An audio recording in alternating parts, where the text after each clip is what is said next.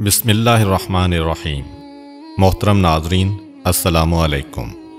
نبی کریم حضرت محمد صلی اللہ علیہ وآلہ وسلم کا یوم ولادت مختلف علماء کے مطابق 8، 9، 12 اور 17 ربیع الاول ایک عام الفیل بیان کیا جاتا ہے، لیکن زیادہ تر علماء کا اجماع 12 ربیع الاول پر ہے۔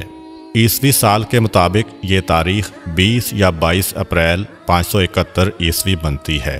جس وقت حضور اکرم صلی اللہ علیہ وآلہ وسلم اس دنیا میں تشریف لائے، اس وقت قمری مہینے یعنی محرم، صفر، ربیع الاول وغیرہ تو تھے، لیکن سالوں کی اسلامی تقویم کا نظام نہیں تھا۔ چونکہ اسلامی تقویم کا نظام نہیں تھا، لہٰذا کسی بھی بچے کی پیدائش کو بیان کرنے کے لیے کہا جاتا کہ فلاں واقعہ کے اتنے عرصہ بعد فلاں بچہ پیدا ہوا۔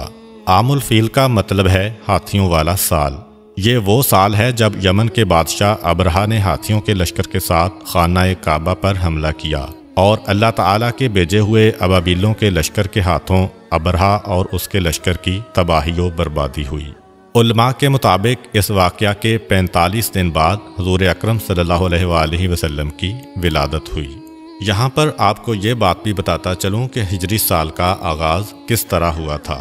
حضرت عمر فاروق رضی اللہ عنہ کے دور حکومت میں ان کی دعوت پر تمام صحابہ اکرام 30 جمادی الثانی 17 ہجری بروز جمعرات مسجد نبوی میں جمع ہوئے۔ آپ نے اسلامی تاریخ و سن کی اہمیت پر ایک عظیم خطبہ دیا۔ اس وقت دنیا میں 4 طرح کی تاریخیں مشہور و معروف تھیں۔ قمری تاریخ یعنی چاند کے حساب سے تاریخ دیکھنا، عیسوی تاریخ جس کو انگریزی تاریخ بھی کہا جاتا ہے، تاریخ عبرانی جو کہ یہودیوں کی تاریخ ہے، اور تاریخ جولیانی۔ حضرت عمر نے فرمایا کہ اسلامی سال چاند کے حساب سے ہونا چاہیے۔ اب یہ بتائیے کہ اسلامی تاریخ کی ابتدا کہاں سے ہونی چاہیے؟ بعض حضرات صحابہ رضی اللہ عنہم نے فرمایا حضور اکرم صلی اللہ علیہ وآلہ وسلم کی ولادت باسعادت سے شروع ہونی چاہیے۔ حضرت عمر نے فرمایا اس طریقہ میں عیسائیوں کے ساتھ مشابہت بنتی ہے، کیونکہ ان کے سال کی ابتدا حضرت عیسیٰ مسیح علیہ السلام کی پیدائش سے شروع ہوتی ہے۔ بعض صحابہ نے فرمایا کہ جب آپ صلی اللہ علیہ وآلہ وسلم کو نبوت ملی، اس دن سے تاریخ اسلام کی ابتدا ہونی چاہیے۔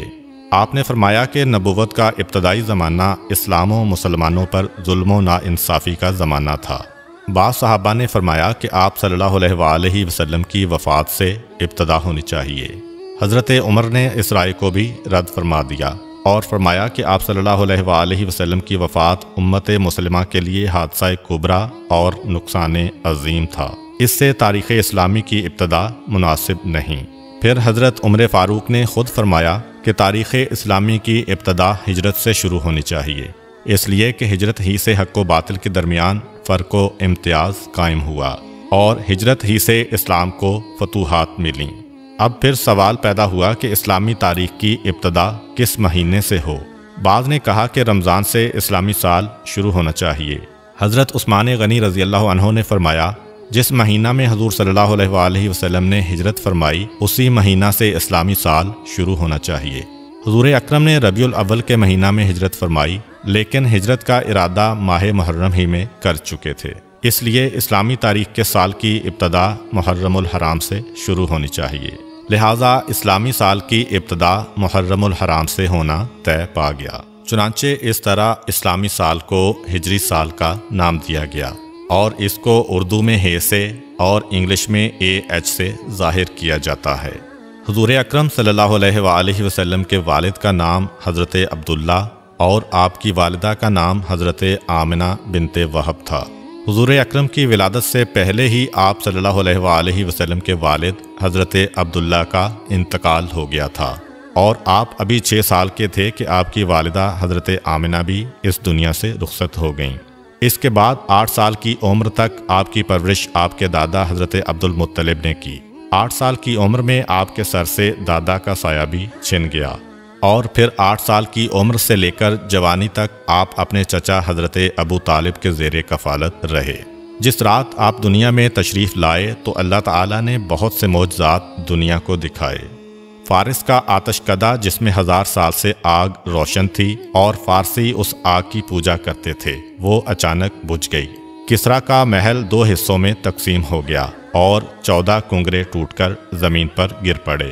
دریائے ساوا جو صدیوں سے خشک پڑا تھا اس میں پانی جاری ہو گیا، اور دریائے سماوا جس میں ہمیشہ سے پانی جاری تھا ایک مرتبہ اس میں پانی خشک ہو گیا۔ جتنے بھی دنیا میں بتکدے تھے ان میں موجود بت منہ کے بل زمین پر گر گئے، اور دنیا میں جتنے بھی بادشاہوں کے تخت تھے وہ پائے ٹوٹنے کی وجہ سے زمین پر آ کر گر گئے۔ جتنے بھی ساحر، جادوگر، کاہن اور منجم تھے ان کا علم جواب دے گیا تھا۔ زبان سے غیب کی خبریں بتانے والے ایک رات کے لیے گونگے ہو گئے تھے، خاص طور پر وہ کاہن جن کے ہمزاد آسمانوں سے ان کے لیے خبریں لاتے تھے، ان کی اور ان کے ہمزاد کی ملاقات کا سلسلہ ختم ہو گیا تھا۔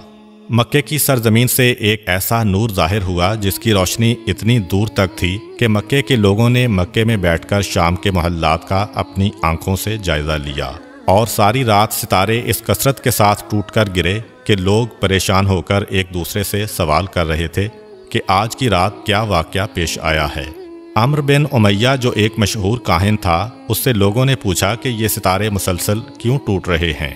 اس نے کہا، وہ مشہور ستارے جن کی مدد سے لوگ راستہ معلوم کرتے ہیں، گرمی اور سردی کے حالات پتہ چلتے ہیں، جا کر دیکھو، اگر وہ ستارے ٹوٹے ہیں تو سمجھ لینا کہ یہ رات اس کائنات کی آخری رات ہے، کیونکہ یہ قیامت کی نشانی ہے، اور اگر وہ ستارے اپنی جگہ پر باقی ہیں اور دوسرے ستارے ٹوٹ رہے ہیں تو سمجھ لینا کہ آج دنیا میں کوئی بہت عجیب و غریب واقعہ پیش آیا ہے۔ جب لوگوں نے دیکھا کہ وہ مشہور ستارے اپنی جگہ پر قائم ہیں تو انہیں یقین ہو گیا کہ آج کی رات کوئی نہ کوئی عظیم واقعہ پیش آیا ہے۔ تاریخ یہ بھی بتاتی ہے کہ آسمان سے ملائکہ کی ٹولیاں تسبیح و تقدیس کے گیت گاتی ہوئی زمین کی جانب آ رہی تھیں۔ ان غیر معمولی واقعات کو دیکھ کر جہاں انسان حیران تھے، وہاں شیطان بھی پریشانی اور حیرت میں مبتلا تھا۔ اس نے اپنے چیلوں کو جمع کیا اور ان سے کہا کہ پتہ کرو ماجرا کیا ہے۔ شیطان کے چیلوں نے ساری دنیا گھومی اور صبح کے وقت ناکام واپس لوٹے، اور شیطان کو بتایا کہ انہیں کچھ پتہ نہیں چل سکا۔ اس کے بعد شیطان نے خود نکلنے کا فیصلہ کیا اور سوچا کہ آسمان پر جا کر دیکھتا ہوں کہ فرشتوں میں کیا بات چل رہی ہے۔ اس وقت شیطان کو چوتھے آسمان تک کی رسائی حاصل تھی، لیکن آج چوتھا آسمان تو کیا، پہلے آسمان پر ہی فرشتوں نے اسے روک لیا اور آتشی ہتھیاروں سے اسے بھگا دیا۔ اس کے بعد شیطان زمین کی سیر کے لیے نکلا اور حرم کی سرزمین میں داخل ہونے کی کوشش کی، لیکن وہاں بھی فرشتوں نے اسے روک لیا۔ اس کے بعد وہ مکے کی پچھلی جانب جبل نور پر پہنچا جہاں غار حرا ہے، اور جہاں حضور اکرم صلی اللہ علیہ وآلہ وسلم پر پہلی وحی نازل ہوئی تھی۔ وہاں اس نے اپنے آپ کو ایک چھوٹی سی چڑیا کے روپ میں تبدیل کیا اور پھر حرم میں داخل ہونے کی کوشش کی۔ اس مرتبہ حضرت جبرائیل علیہ السلام نے اسے پہچان لیا اور اسے وہاں سے بھگا دیا۔ شیطان نے حضرت جبرائیل علیہ السلام سے پوچھا، اے جبرائیل، آج کون سا ایسا واقعہ پیش آیا ہے کہ مجھے آسمانوں پر جانے سے بھی روک دیا گیا اور اب ایک چڑیا کے روپ میں بھی حرم میں داخل نہیں ہونے دیا گیا؟ حضرت جبرائیل علیہ السلام نے فرمایا کہ آج انتہائی مقدس رات ہے، آج سرکار انبیاء حضرت محمد صلی اللہ علیہ وآلہ وسلم کی ولادت کی رات ہے، ان کی ولادت ہونے والی ہے، اس لیے تجھے اس مقام پر داخلے سے روک دیا گیا ہے۔ شیطان نے حضرت جبرائیل علیہ السلام سے پوچھا کہ اے جبرائیل، یہ تو بتا دو کہ اس پیدا ہونے والے بچے پر میرا کوئی بس چلے گا کہ نہیں، میں انہیں بہکا سکوں گا کہ نہیں؟ حضرت جبرائیل علیہ السلام نے کہا کہ اس نور پر تمہارا کوئی بس نہیں چلے گا۔ پھر شیطان نے پوچھا کہ اے جبرائیل، کیا ان کا کلمہ پڑھنے والے میرے بہکاوے میں آ جائیں گے کہ نہیں؟ حضرت جبرائیل نے کہا، اے شیطان، رسول تو رسول، ان کے کلمہ پڑھنے والے پر بھی تمہارا بس نہیں چلے گا جب تک کہ اس کے دل میں اس دنیا کی محبت نہ پیدا ہو جائے۔ جب دنیا کی محبت پیدا ہو گئی تو شیطان اس کو اپنا غلام بنا لے گا۔ حضور اکرم صلی اللہ علیہ وآلہ وسلم کی والدہ جناب آمنہ کہتی ہیں کہ دوران حمل مجھے کبھی کوئی گرانی یا تکلیف محسوس نہیں ہوئی، اور نہ کبھی کوئی ایسا احساس ہوا جو پہلے بچے کی ولادت کے وقت عرب کی عام عورتیں بیان کیا کرتی تھیں۔ آپ فرماتی ہیں کہ میں اور فاطمہ بنت اسد کمرے میں بیٹھی تھیں کہ اچانک کمرے کی روشنی میں اضافہ ہونے لگا اور ایسا لگا کہ یہ کمرہ آنکھوں سے پوشیدہ ہوتا جا رہا ہے۔ جناب فاطمہ بنت اسد یہ منظر دیکھ کر گھبرا گئیں، اپنی جگہ سے اٹھیں کہ گھر کے مردوں کو جا کر بتائیں۔ حضرت ابو طالب کو آواز دی اور جو دیکھا تھا وہ بیان کیا۔ حضرت ابو طالب نے کہا، فاطمہ گھبراؤ نہیں، یہ سارا منظر اس نور کی وجہ سے ہے جو اس دنیا میں تشریف لانے والا ہے۔ حضرت آمنہ کہتی ہیں کہ ادھر حضرت فاطمہ بنت اسد باہر نکلیں، ادھر ایک سفید پرندہ نظر آنے لگا۔ عجیب بات یہ ہے کہ مکان کی چھت بھی غائب ہو گئی ہے اور ہر طرف اس قدر نور ہے کہ جس نے میرے ارد گرد کی تمام چیزوں کو پوشیدہ کر دیا ہے، اور اب میں گویا 7ویں آسمان تک کا مشاہدہ کر رہی ہوں۔ جناب آمنہ کہتی ہیں کہ اس وقت ایک سفید پرندہ آیا، اس نے اپنے جسم کو میری پیشانی سے مس کیا۔ جیسے ہی اس نے اپنا جسم میری پیشانی کے ساتھ مس کیا، میرے گرد جتنا نور تھا وہ سمٹ کر میری پیشانی میں جمع ہو گیا۔ جناب آمنہ نے آسمانوں کا نظارہ کر لیا اور اس کے بعد ان کو اپنا کمرہ دوبارہ نظر آنے لگا۔ جناب فاطمہ بنت اسد بھی اس وقت دوبارہ تشریف لا چکی تھیں۔ جناب آمنہ کہتی ہیں کہ اس وقت 4 عورتیں میرے پاس آئیں جن کے ہاتھ میں شیشے کے گلاس اور صراحیاں تھیں۔ انہوں نے مجھے سلام کیا اور کہا کہ ہم جنت کی حوریں ہیں اور حکم پروردگار سے آپ کے پاس تشریف لائی ہیں۔ یہ جنت کا شربت ہے، اسے نوش فرما لیں۔ حضرت آمنہ نے وہ شربت پیا تو ایک لمحے کے لیے دنیا سے غافل ہو گئیں، اور جیسے ہی ہوش میں آتی ہیں تو کیا دیکھتی ہیں کہ ان کا بچہ ان کے پاس اس انداز میں سجدے کی حالت میں ہے کہ اس کا بایاں ہاتھ زمین پر ہے اور دایاں ہاتھ آسمان کی طرف بلند ہے۔ اس کی پیشانی خانہ خدا کی جانب ہے، اور جیسے ہی وہ سجدہ سے اٹھا اس کی پیشانی سے ایسا نور ظاہر ہوا کہ میں نے اور میری بہن فاطمہ نے اسی نور کی روشنی میں ایک طرف یمن کے سرخ محل دیکھے تو دوسری جانب بصرہ اور شام کے علاقے کو دیکھا، اور تیسری جانب ایران کے محلات ہماری آنکھوں کے سامنے آ گئے۔ حضرت آمنہ فرماتی ہیں کہ میرے ہاں بچے کی ولادت ہوئی اور مجھے پتہ بھی نہ چلا کہ یہ بچہ کس وقت دنیا میں ظاہر ہوا۔ اس کے بعد مسلسل میرے کانوں میں لوگوں کے سلام کی آوازیں آنے لگیں، السلام علیکہ یا محمد، السلام علیکہ یا احمد۔ میں نے ان 4 حوروں سے پوچھا کہ یہ کون لوگ ہیں جو سلام کر رہے ہیں؟ انہوں نے کہا کہ یہ فرشتوں کی ٹولیاں ہیں جو سلام کرنے آ رہی ہیں۔ اس کے بعد ان 4 حوروں نے کہا کہ ہم اس امانت کو جبرائیل و میکائیل علیہم السلام کے سپرد کر کے واپس جا رہی ہیں۔ ان 4 حوروں میں سے ایک نے بچے کو اپنے ہاتھوں پر لیا اور پھر آنے والے ایک نوجوان کی گود میں ڈال دیا۔ مجھے بتایا گیا کہ یہ حضرت جبرائیل علیہ السلام ہیں، ان کے ساتھ حضرت میکائیل علیہ السلام ہیں، اور دونوں کے ہاتھ میں جنت کے پانی سے بھرے ہوئے لوٹے تھے۔ انہوں نے اس پانی کو بچے کے اوپر ڈالنا شروع کیا اور فرمایا، اے آمنہ، اس بچے کو اس پانی کی ضرورت نہیں ہے کیونکہ یہ پاک و پاکیزہ ہے، اسے غسل کرنے کی ضرورت نہیں ہے، مگر ہم نور و صفا میں زیادتی کے لیے اس پانی سے غسل دے رہے ہیں۔ جناب آمنہ کہتی ہیں کہ میں نے دیکھا کہ بچہ ختنہ شدہ ہے، ناف کٹی ہوئی ہے اور پاک و پاکیزہ ہے۔ حضرت جبرائیل و میکائیل علیہم السلام ابھی نہلا کے فارغ ہوئے تھے، اچانک آسمان سے ایک سفید رنگ کا بادل نمودار ہوا اور اس نے اس بچے کو چھپا لیا۔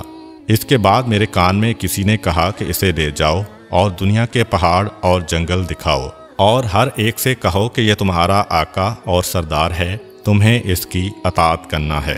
ایک لمحے بعد وہ بادل جس نے بچے کو پوشیدہ کیا ہوا تھا ہٹا، اور بچہ سبز رنگ کے ایک گہوارے میں لیٹا ہوا نظر آیا۔ مجھے نہیں پتا کہ یہ گہوارہ بھی کہاں سے آیا۔ بچے کے ہاتھ میں 3 چابیاں ہیں، اور کسی نے بآواز بلند کہا، اس میں سے ایک چابی فتح و نصرت کی ہے، دوسری چابی دنیا کے نفعات کی ہے، جو اس کے ساتھ چلے گا وہ نفع حاصل کرے گا، اور جو اس سے منہ موڑے گا وہ نقصان اٹھائے گا، تیسری چابی نبوت کی چابی ہے، پس نبوت کے سلسلے کو اس نے قفل لگا دیا، اس کے بعد کوئی نبی نہیں آئے گا۔ یکا یک میں نے دیکھا کہ ایک دوسرا بادل نیچے آیا اور اس نے پھر اس بچے کو پوشیدہ کر دیا۔ پھر کسی نے میرے کان میں کہا، اسے لے جاؤ اور دنیا میں جتنے چرندے، پرندے، درندے، اولیاء اور نیک انسان ہیں ان سب کو اس کی پہچان کراؤ اور ان سے کہو کہ یہ تمہارے آقا و سردار ہیں، تمہیں اس کی اطاعت کرنا ہے۔ تھوڑی دیر بعد وہ بادل بھی ہٹ گیا اور میرا بچہ اسی انداز میں گہوارے میں لیٹا ہوا ہے، اور اب اس کے سرہانے 3 آدمی کھڑے ہیں۔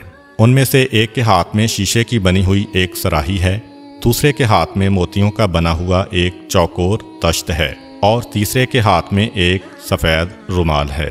اسی وقت میری نگاہ میرے بچے کی جانب گئی تو میں نے دیکھا کہ میرے بچے کے دوسرے ہاتھ میں بھی ایک سفید رومال ہے، یعنی ایک ہاتھ میں 3 چابیاں ہیں اور دوسرے ہاتھ میں سفید رومال، اور کوئی کہہ رہا ہے کہ اب دنیا اس کے قبضے میں ہے، یہ دنیا میں جسے چاہے دنیا سے محروم کرے۔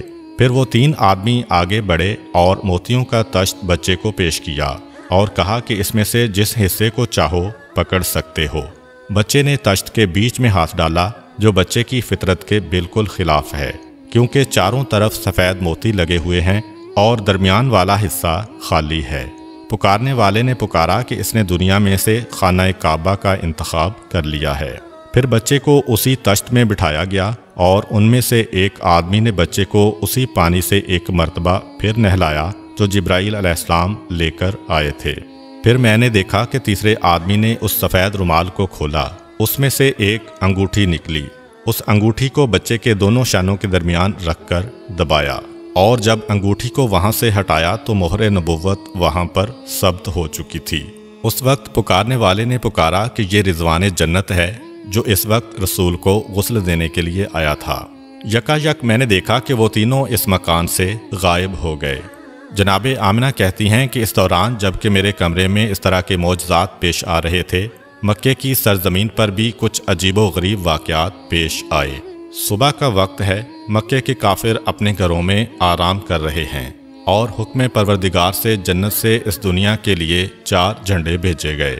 پہلا جھنڈا کوہ کاف پہ لگایا گیا، دوسرا جھنڈا کوہ ابو قبیس پر لگایا گیا، تیسرا جھنڈا خانہ کعبہ کی چھت پر لگایا گیا اور چوتھا جھنڈا بیت المقدس پر لگایا گیا۔ جبرائیل علیہ السلام اس وقت جنت سے ایک قندیل، ایک شمعدان اور ایک جھالر لے کر آئے اور اسے کعبے کے دروازے پر لٹکا دیا گیا، اور پروردگار کی جانب سے جنت سے یاقوت سرخ کا بنا ہوا ایک خیمہ حضرت عبد المطلب کی خدمت میں بھجوایا گیا۔ یعنی آج کی رات مکے کی سجاوٹ ہو رہی ہے، مکے کو سجایا جا رہا ہے۔ صبح کے وقت مکے والے اٹھتے ہیں اور حیران ہو جاتے ہیں کہ رات کے وقت ہم نے آسمان پر عجیب و غریب واقعات کا مشاہدہ کیا تھا، مگر اب تو ہمارے ہی شہر میں یہ قندیل کہاں سے آئی؟ کعبے کے دروازے پر لٹکنے والا اتنا خوبصورت جالر کہاں سے آیا؟ یہ خوبصورت جھنڈے کون لگا گیا؟ اور جب حضرت عبد المطلب کے گھر کے صحن میں یاقوت سرخ کا خیمہ دیکھا تو اکثر سرداران مکہ کے دل میں حسد کی آگ بھڑک اٹھی کہ جو چیز ہے وہ عبد المطلب کو ہی مل رہی ہے، جو نعمت بھی ہے انہی کو مل رہی ہے، تو وہ دشمنی کا سلسلہ جو چاہے زمزم کھودتے وقت شروع ہوا تھا وہ مزید بڑھ گیا۔ غرض یہ کہ جب رات ختم ہوئی اور رسول خدا کی ولادت ہو چکی تھی، سارا مکہ جگمگا رہا تھا، اور حضرت عبد المطلب اپنے مکان میں یہ انتظار کر رہے ہیں کہ میری بہو آمنہ کی طرف سے مجھے کیا پیغام ملتا ہے۔ دوسری طرف سارا مکہ کعبے کے باہر جمع ہے۔ ایک یہودی عالم خانہ خدا کے باہر بے چینی اور بے قراری کے عالم میں ٹہل رہا ہے اور ایک سے سوال کر رہا ہے کہ کیا کل تمہارے ہاں تو کسی بچے کی ولادت نہیں ہوئی؟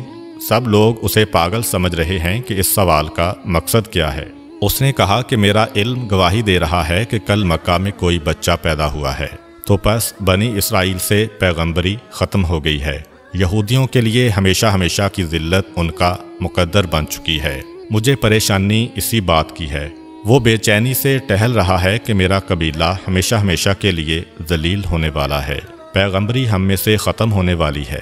بار بار آتا ہے اور ہر ایک سے سوال کرتا ہے کہ خدا کے لیے بتا دو، تم میں سے کسی کے ہاں بچے کی ولادت تو نہیں ہوئی؟ ہر ایک نام میں جواب دیتا ہے۔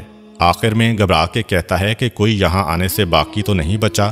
لوگوں نے کہا کہ انتظار کرو، ابھی سردار مکہ آنے والے ہیں، جب وہ آئے تو ان سے سوال کرنا، باقی سب تو یہاں پہنچ چکے ہیں۔ یہودی عالم کو پتہ چلا کہ حضرت عبد المطلب کے ہاں پوتے کی پیدائش ہوئی ہے۔ بے چین ہو کر حضرت عبد المطلب کو کہتا ہے کہ ایک مرتبہ میں اس بچے کی زیارت کرنا چاہتا ہوں، تاکہ جس مقصد کے تحت میں اپنے وطن کو چھوڑ کر اتنے مہینوں سے مکے میں مقیم ہوں وہ پورا ہو جائے اور مجھے پتہ چل جائے کہ واقعاً وہی بچہ پیدا ہوا ہے کہ نہیں۔ جناب عبد المطلب اس عالم کی بے چینی کو دیکھتے ہوئے پیغمبر اسلام کو ایک گہوارے میں لے کے آتے ہیں۔ یہودی عالم کی نگاہ اس بچے پر پڑی اور بے اختیار چیخ ماری کہ یہی وہ بچہ ہے کہ جس کے بعد بنی اسرائیل کی بادشاہت ختم ہو گئی، بنی اسرائیل سے نبوت ختم ہو گئی۔ یہی وہ بچہ ہے جو ساری دنیا کا حکمران بنے گا، اور اس کی وجہ سے عرب اپنی سرزمین سے نکل کر ساری دنیا میں پھیلیں گے۔ مکے والے جو پہلے ہی حضرت عبد المطلب سے جلے بیٹھے تھے، جب انہوں نے دیکھا کہ جو کاہن آ رہا ہے انہی کے گھر میں آ رہا ہے، جو راہب آ رہا ہے انہی کو بشارت دے کے جا رہا ہے، جو جادوگر آ رہا ہے وہ انہی کی تلاش میں آ رہا ہے، اور ہر آنے والا کوئی خوشخبری دے کے جاتا ہے، کوئی پیشین گوئی کر کے جا رہا ہے، لوگوں کا جناب عبد المطلب اور اس بچے سے حسد بڑھتا جا رہا ہے کہ یہ کیسا بچہ ہے۔ مکے کی سرزمین پر سینکڑوں بچے پیدا ہوئے، مگر اس طرح تو کسی کو اعزاز نہیں ملا۔ یہ ابتدا ہی سے پیدا ہونے والا حسد آگے جا کر مذہبی مخالفت میں بدلا۔ یہودی عالم بے اختیار پکار اٹھا کہ میں نے اس بچے کو پہچان لیا ہے، میں اسی کی تلاش میں مکے آیا تھا۔ جناب عبد المطلب جو دین ابراہیمی پر ہیں اور سارے رازوں سے واقف ہیں، انہوں نے جب یہ جملہ سنا تو فوراً پیغمبر اسلام کو واپس گھر میں لے گئے اور انہیں پوشیدہ کر دیا۔ 4 دن تک پیغمبر اسلام کو پوشیدہ رکھا گیا۔ البتہ چوتھا دن جب گزرا تو عرب کا ایک انتہائی پڑھا لکھا اور مشہور شخص جس کا نام سواد ابن قارب تھا، حضرت عبد المطلب کی خدمت میں حاضر ہوتا ہے اور کہتا ہے کہ مجھے پتہ چلا ہے کہ آپ کے خاندان میں ایک بچہ پیدا ہوا ہے، میں ایک دفعہ اس کی زیارت کرنا چاہتا ہوں۔ جناب عبد المطلب دیکھ چکے تھے کہ یہودی عالم کی خواہش پوری کرنے کی وجہ سے پورا مکہ یا کم از کم خاندان بنو ہاشم کے مخالفین اس خبر کو سن کر حسد کر رہے تھے۔ یہ سواد ابن قارب تو مکے میں زیادہ احترام کا مقام رکھتے ہیں، اگر انہوں نے بچے کے بارے میں کوئی بات کر دی یا پیشین گوئی کر دی تو اہل مکہ کا حسد اور بڑھ جائے گا۔ اس لیے جناب عبد المطلب نے انکار کر دیا کہ میں اپنے پوتے کو اس وقت مجمع عام میں نہیں لا سکتا۔ سواد ابن قارب بے چین ہو گئے اور کہا کہ پھر ایسا کریں کہ مجھے اس بچے تک پہنچا دیں۔ جناب عبد المطلب نے کہا کہ ہاں، یہ بات مانی جا سکتی ہے، میرے اور اس کے علاوہ کوئی نہیں ہوگا، اس کا مقصد بھی پورا ہو جائے گا اور حسد کا مسئلہ بھی پیدا نہیں ہوگا۔ چنانچہ اسے ساتھ لے کے جناب آمنہ کے مکان میں داخل ہوئے۔ جیسے ہی گہوارے کے قریب پہنچے اور بچے پر سے کپڑے کو ہٹایا تو ایک عجیب قسم کا نور سارے کمرے میں پھیل گیا۔ سواد ابن قارب پڑھے لکھے شخص ہیں، انہیں پتہ ہے کہ آخری زمانے میں کیا ہونے والا ہے۔ بے اختیار جھکتے ہیں اور اس بچے کے قدموں کو بوسہ دیتے ہیں۔ جناب عبد المطلب کو کہتے ہیں کہ آپ گواہ رہیے گا، میں اس بچے پر ابھی سے ایمان لے آیا ہوں۔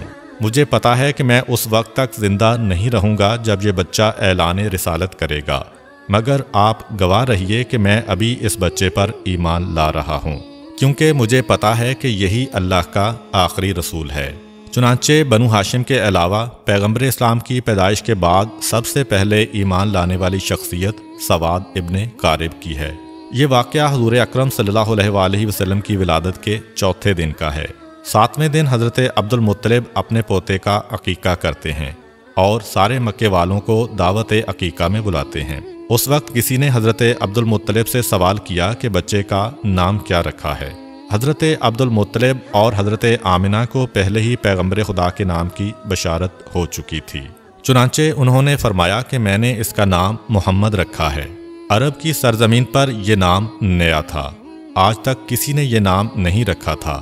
اس کے لفظی معنی ہیں وہ شخص جس کی تعریف کی جائے۔ مکہ والے حضرت عبد المطلب سے کہتے ہیں کہ یہ آپ نے کیسا نام رکھا ہے جو تاریخ میں پہلے کسی نے نہیں رکھا۔ حضرت عبد المطلب کہتے ہیں کہ میری تمنا یہی ہے کہ ساری دنیا اس بچے کی تعریف کرے، اس لیے میں نے اس کا یہ نام رکھا ہے۔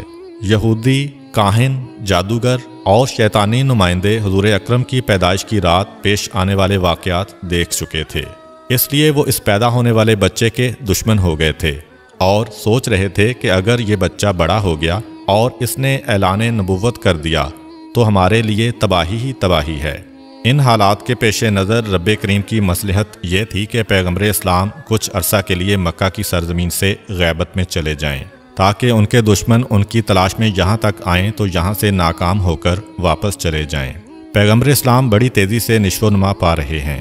روایت یہ ہے کہ پیغمبر اسلام 2 مہینے میں بیٹھنے لگے تھے، 9 مہینے میں آپ دوڑنے لگے تھے، 15 ماہ کی عمر میں آپ تیر اندازی کرنے لگے تھے، اور 30 ماہ یعنی 2.5 سال کی عمر میں پیغمبر اسلام نوجوانوں سے کشتی لڑتے تھے اور انہیں شکست دیا کرتے تھے۔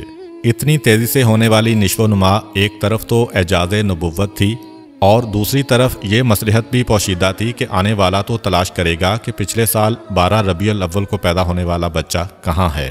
اس کے ذہن میں یہی ہوگا کہ 1 سال کا بچہ ہے، ابھی چلنے کے قابل ہوا ہوگا۔ چنانچہ اگر پیغمبر اسلام پر اس کی نگاہ پڑے تو شاید وہ نظر انداز کر جائے۔ اس کے ساتھ ساتھ ایسے واقعات بھی پیش آ رہے ہیں کہ نہ جناب آمنہ کو کوئی کام کرنا پڑتا ہے، نہ جناب حلیمہ کو کوئی کام کرنا پڑتا ہے، اور نہ دادا حضرت عبد المطلب کو کوئی کام کرنا پڑ رہا ہے۔ جب جناب آمنہ کی نگرانی میں رسول رہے تو وہ حیران ہیں، اور جب بی بی حلیمہ کی نگرانی میں رہے تو وہ حیران ہیں کہ جب کبھی ہمارا دل چاہتا کہ ہم ان کو نہلائیں اور ان کے سر میں تیل ڈالیں تو ہم دیکھتے کہ کوئی ہم سے پہلے نہلا کر اور کنگھی کر کے گیا ہے۔ عام بچے سو کے اٹھتے ہیں تو ان کی آنکھوں میں میل وغیرہ ہوتا ہے، اور جب یہ سو کر اٹھتے ہیں تو چہرہ بالکل تر و تازہ اور حشاش بشاش ہوتا ہے۔ جب کبھی ہم نے چاہا کہ ان کا لباس بدلیں، پتہ چلا کہ پہلے ہی ان کو کوئی نیا لباس پہنا کے چلا گیا ہے۔ حتیٰ کہ کھانے وغیرہ کے سلسلے میں بھی جس گھر میں گئے وہاں پر پیغمبر اسلام کی وجہ سے رزق پہنچا۔ گھر والوں کے کھانے سے پیغمبر اسلام نے کبھی حصہ نہیں لیا۔ تو اب جو بھی پرورش کرنے والے ہیں وہ حیران ہیں کہ ہمیں کوئی کام کرنا ہی نہیں پڑ رہا ہے۔ حتیٰ کہ جب بچپنے کی وہ عمر تھی کہ جب عام طور پر قدرتی ضروریات کی وجہ سے بچے کا لباس خراب ہو جاتا ہے، جناب آمنہ اور جناب حلیمہ کہتی ہیں وہ جو ضروری حاجتیں ہیں ان کے نشان بھی ہم نے کبھی رسول اسلام کے لباس پر نہیں دیکھے۔ غرض یہ کہ سارے کے سارے کام پروردگار عالم کی مصلحت سے طے پا رہے ہیں، مگر دشمنوں کا گروہ مسلسل حضور اکرم کی تلاش میں ہے۔ حضرت عبد المطلب جو دین ابراہیمی پر ہیں اور اپنے والد جناب ہاشم سے ان کو کچھ راز نبوت بھی ملے ہیں، ان میں یہ بھی تھا کہ اس بچے کے دشمن بہت زیادہ ہوں گے۔ تمہیں پوری کوشش کرنا ہے اس بچے کو بچانے کے سلسلے میں۔ اس مسئلے کی وجہ سے حضرت عبد المطلب پیغمبر اسلام کو مکے سے کسی اور جگہ منتقل کرنا چاہتے ہیں، خاص طور پر جب ان کو پتہ چلا کہ اکثر یہودیوں کے گروہ آتے ہیں اور مکے کے حالات کا جائزہ لے کر چلے جاتے ہیں۔ یہودی بار بار کیوں آ رہے تھے اس کے بارے میں آپ کو بتاتا چلوں۔ دراصل یہودی بہت عرصہ پہلے سے ہی پیغمبر اسلام کی ولادت کو روکنے کی فکر میں تھے۔ عبد مناف پہ حملہ ہوا، جناب ہاشم پہ حملہ ہوا، جناب عبد المطلب پہ حملہ ہوا، جناب عبداللہ پہ حملہ ہوا، مسلسل یہ حملے ہوئے۔ روایت میں ہے کہ جب جناب عبداللہ کی جوانی کا زمانہ آیا تھا تو یہودیوں کی ساری سازشوں کا مرکز یہ تھا کہ کسی طرح انہیں ختم کر دو تو ولادت رسول رک جائے گی۔ یہودی یہ پہچان گئے تھے کہ جناب عبداللہ پیغمبر اسلام کے والد ہیں، اور یہ پہچان حضرت یحییٰ علیہ السلام کے اس کرتے کی وجہ سے ہوئی تھی جو یہودیوں کے پاس تھا، اور جناب عبداللہ کی ولادت کے وقت اس میں سے خون نکلنا شروع ہو گیا تھا۔ انہوں نے سوچا کہ اگر جناب عبداللہ کو شادی سے پہلے قتل کر دیا جائے تو رسول اللہ کی ولادت نہیں ہو سکے گی۔ چنانچہ انہوں نے حملہ کر دیا، مگر وہ حملہ بھی ناکام ہوا، اور اسی کے نتیجے میں جناب عبداللہ کی شادی جناب آمنہ سے ہوئی۔ اب جناب آمنہ سے شادی کے بعد یہودی اور پریشان ہو گئے کہ اب کیا کیا جائے، کسی نہ کسی طریقے سے ولادت کے سلسلے کو روکنا ہے، اور اتفاق سے انہیں ایک موقع مل گیا۔ جناب عبداللہ کسی کام کے سلسلے میں مدینے جاتے ہیں، اور مدینہ یہودیوں کا گڑھ ہے۔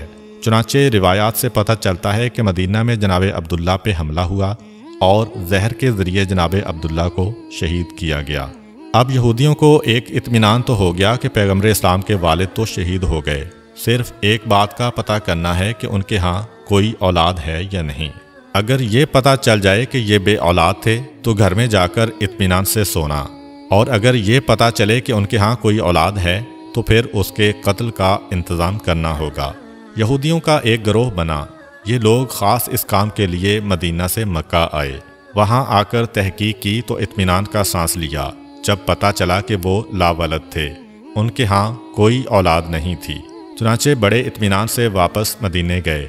مدینے پہنچ کر مدینہ سے لے کر شام تک جہاں جہاں یہودی پھیلے ہوئے تھے سب کو یہ خوشخبری پہنچا دی گئی کہ مبارک ہو، ہمارے لیے جو خطرہ تھا وہ خطرہ ٹل گیا ہے۔ حضرت یحییٰ علیہ السلام کے کرتے سے جو خون نکل رہا تھا اب وہ خون سوکھ گیا ہے۔ جس سے یہ یقین ہو گیا کہ پیغمبر کے والد کا انتقال ہو گیا ہے اور ان کے ہاں کوئی اولاد بھی نہیں ہے، جس کا مطلب یہ ہے کہ اب آخری رسول پیدا نہیں ہوں گے۔ یہ خوشخبری ساری دنیا یہود میں پھیلا دی گئی۔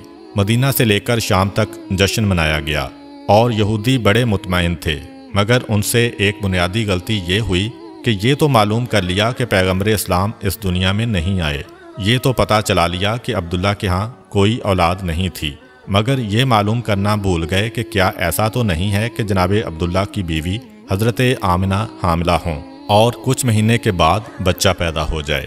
اس طرف ان کا خیال گیا ہی نہیں۔ یہ دیکھ کر مطمئن ہو کر گھر چلے گئے کہ عبداللہ کے ہاں کوئی اولاد نہیں ہے، لیکن جب 12 ربیع الاول کو عجیب و غریب واقعات پیش آئے، عوام کو اتنی معلومات نہیں ہے، لیکن یہودی علماء پریشان ہو کر بیٹھے ہیں، کیونکہ انہوں نے اپنی کتابوں میں پڑھا ہوا ہے کہ یہ سارے واقعات اس زمانے کے ہیں جب آخری رسول پیدا ہوگا، مگر یہ کیا ہوا؟ آخری رسول کیسے پیدا ہو گیا؟ کیونکہ آخری رسول کے والد کو ہم نے پورے یقین کے ساتھ قتل کیا کہ یہی رسول کے والد ہیں، اور حضرت یحییٰ کے کرتے نے بھی گواہی دی کہ یہی والد ہیں۔ یہ بھی ہم نے پتہ چلا لیا کہ ان کے ہاں کوئی اولاد نہیں ہے، پھر یہ رسول کہاں سے آ گئے؟ اب پریشان ہیں کیونکہ ان کی کتاب میں لکھا ہوا ہے کہ آخری رسول عبداللہ کے ہاں پیدا ہوں گے اور یہ عجیب و غریب واقعات پیش آئیں گے۔ اب حیران ہیں کہ عبداللہ کے ہاں تو رسول پیدا نہیں ہوئے، اور اگر کسی اور کے ہاں پیدا ہوئے ہیں تو یہ ہماری کتاب کے برعکس ہے۔ فوراً ایک گروہ بنایا گیا تاکہ وہ مکہ میں جا کر تحقیق کرے۔ جب یہ لوگ مکہ پہنچے تو اس وقت پیغمبر اسلام کو مکے سے حضرت حلیمہ سعدیہ کے مکان میں منتقل کیا جا چکا تھا، اور پیغمبر اسلام کی پیدائش کو 2 ماہ گزر چکے تھے۔ اب یہ یہودی پریشان ہو کر ڈھونڈ رہے ہیں کہ کون سا بچہ ایسا ہے جو 2 ماہ پہلے پیدا ہوا ہوگا، مگر کوئی ایسا بچہ نظر نہیں آ رہا۔ کسی سے پوچھ نہیں سکتے، کیونکہ مکے میں 2 مرتبہ یہودی سازش کر کے گئے ہیں۔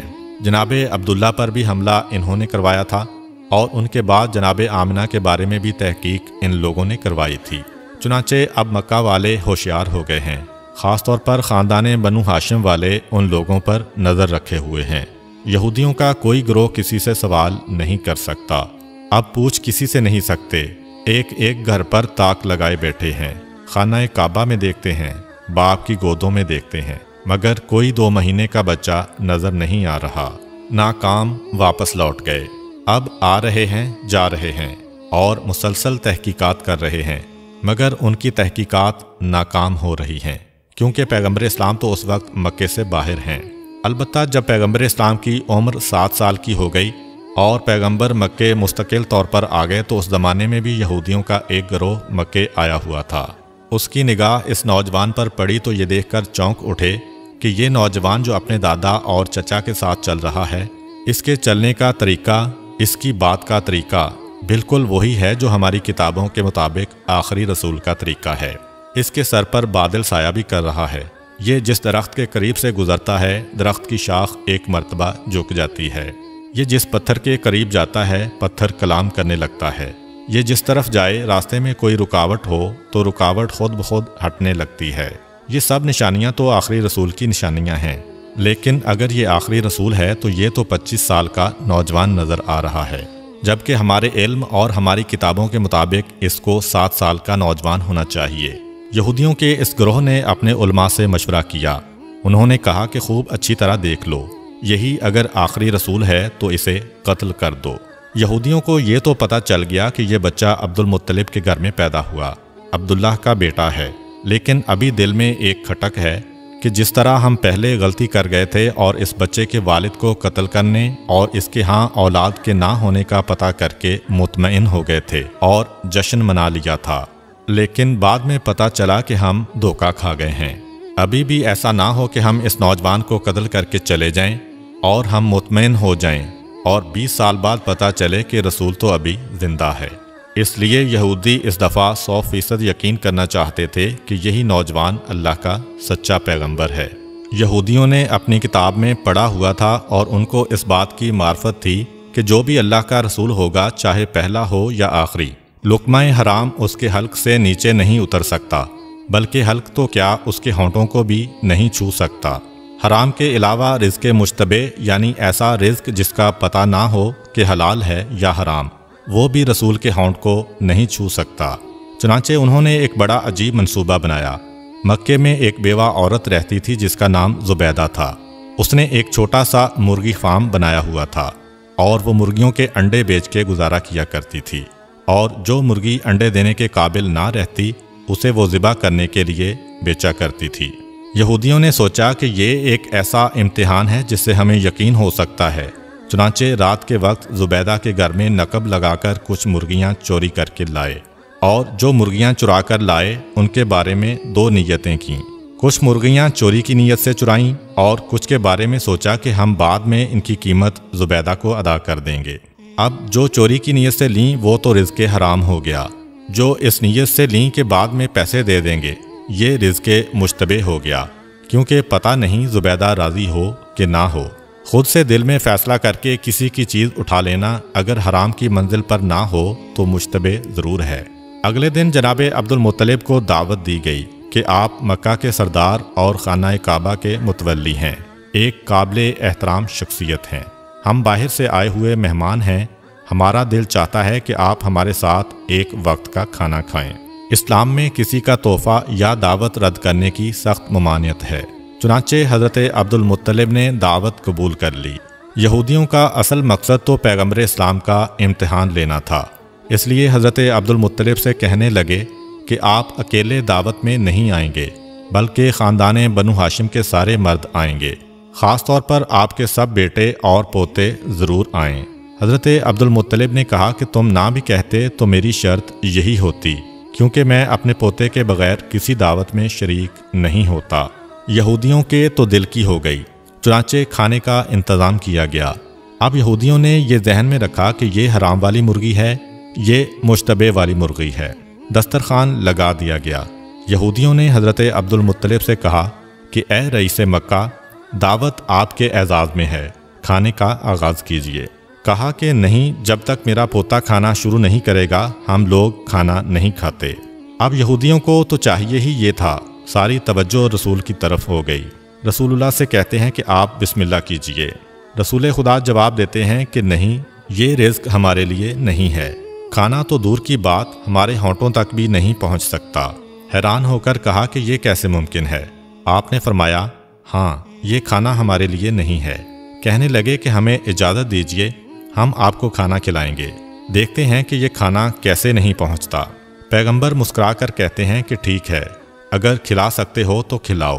اب یہودیوں نے روٹی اور گوشت کے ساتھ نوالا بنا کے پیغمبر اسلام کی جانب بڑھایا، مگر عجیب بات یہ ہے کہ جیسے ہی وہ نوالا حضور کے ہونٹوں کے قریب پہنچا تو ایسا لگا کہ کسی نے زبردستی ہاتھ پکڑ کے کھول دیا ہو اور نوالا دسترخوان پر گر پڑا۔ 1 مرتبہ، 2 مرتبہ، حتیٰ کہ 10 مرتبہ کوشش کی گئی، مگر یہ نوالا پیغمبر کے ہونٹوں سے مس نہ ہو سکا۔ قریب پہنچ جاتا ہے لیکن ہاتھ کھلتا ہے اور نیچے گر جاتا ہے۔ یہودی بظاہر تو پریشان ہیں لیکن دل میں خوش ہیں کہ آدھی علامت تو پوری ہو گئی، یہ حرام والا کھانا تھا۔ اب مشتبہ کھانا لے کے آتے ہیں۔ پھر پیغمبر سے کہا کہ آغاز کیجئے۔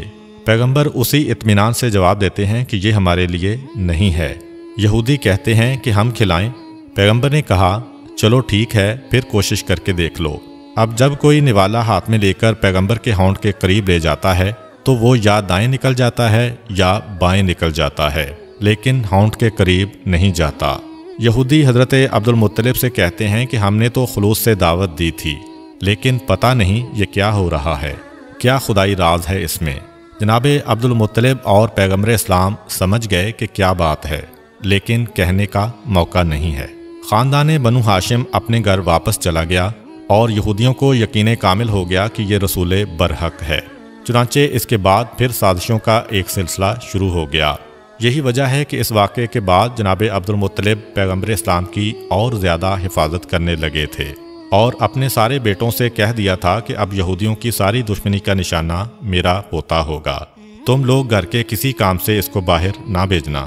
اس سے پہلے حضرت عبد المطلب بھیڑ بکریاں اور اونٹ چرانے کے لیے پیغمبر اسلام کو باہر بھیج دیتے تھے، لیکن آج یہ حکم جاری ہو گیا کہ خبردار، آج کے بعد کوئی میرے پوتے کو گھر سے باہر نہ بھیجے۔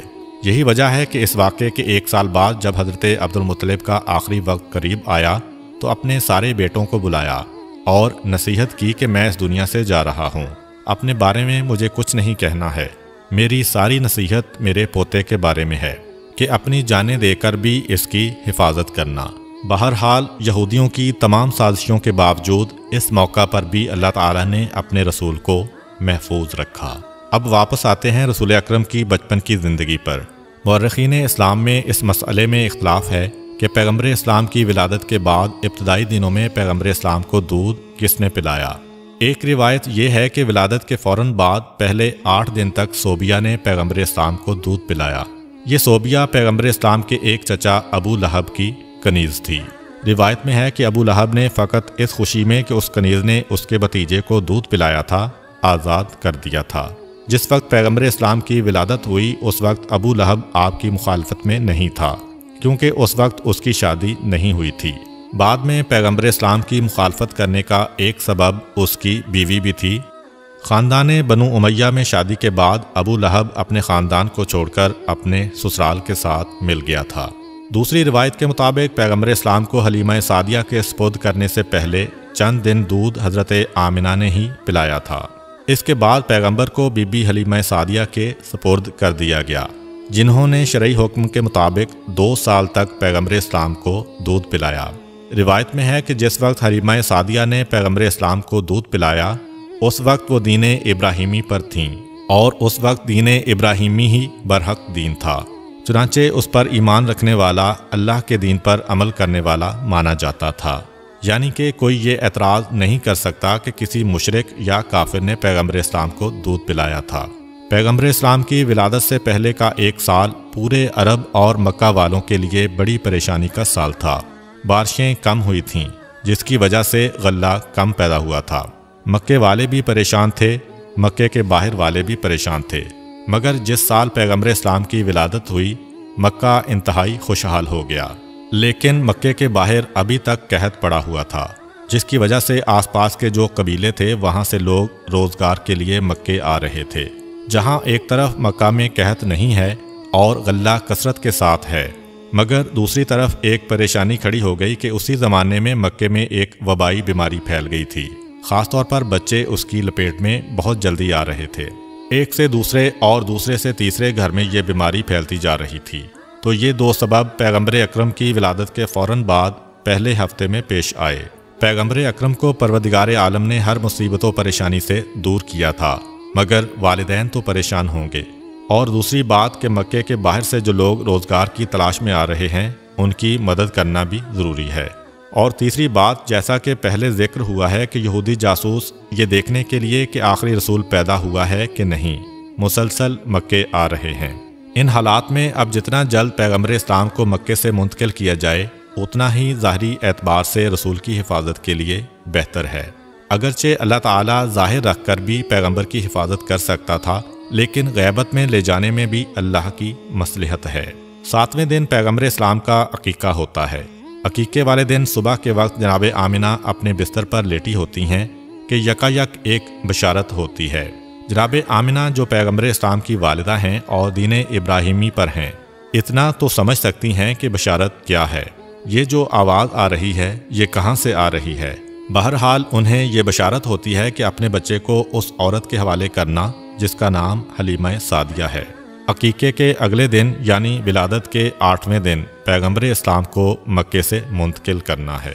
جیسا کہ پہلے ذکر ہوا کہ مکے سے باہر قحط پڑا ہوا تھا، لیکن قحط نہ بھی پڑتا تب بھی عربوں کا یہ طریقہ تھا کہ سال میں 2 دفعہ موسم بہار میں یعنی سردی کے فوراً بعد اور موسم خزاں میں یعنی گرمی کے فوراً بعد جو آس پاس کے دیہات تھے وہاں کی عورتیں مکے میں آتی تھیں اور ایک ایک شخص کے دروازے پر جاتی تھیں کہ اگر آپ کا کوئی بچہ ہے تو ہمیں دیجئے، ہم اس کی پرورش کریں گی، اسے دودھ پلائیں گی، اور جو اجرت طے پائے اس پر بچہ ان کے حوالے کر دیا جاتا۔ تو مسلسل قحط کے زمانے میں تو اور زیادہ عورتیں آ رہی تھیں۔ 8ویں دن جناب عبد المطلب اپنے غلام کو بلا کر کہتے ہیں کہ جا کر مکے کے بازاروں میں، گلیوں میں اور جہاں یہ عورتیں جمع ہوتی ہیں وہاں جا کر معلوم کرو کہ کیا کوئی ایسی عورت ہے جو میرے اس بچے کو لے جانے کے لیے تیار ہو۔ ادھر غلام گیا، ادھر جناب آمنہ کی کنیز آتی ہے اور کہتی ہے کہ ہماری ملکہ آمنہ نے یہ درخواست کی ہے کہ آپ جس کا بھی انتخاب کریں ایک دفعہ اسے میرے پاس ضرور بھیج دیجئے گا۔ مکے سے کچھ فاصلے پر قبیلہ بنی سعد عرب کا ایک بہت بڑا قبیلہ تھا۔ بی بی حلیمہ کا تعلق اسی قبیلے سے تھا، اسی نسبت سے نام ہو گیا حلیمہ سعدیہ۔ جناب حلیمہ سعدیہ کہتی ہیں کہ ہم لوگ اپنے دستور کے مطابق سال میں 2 دفعہ مکے جاتے تھے، اور جانے کے بعد وہاں کے صاحبان دولت اور جو سردار ہیں ان کے بچوں کو لے کر آتے تھے۔ اس سال ہمیں جانے کی جلدی تھی کیونکہ ہمارے علاقے میں قحط شدید سے شدید ہوتا جا رہا تھا۔ جائیں گے تو کسی صاحب دولت کا، کسی سردار کا بیٹا ملے گا تو ہماری پریشانی دور ہو جائے گی۔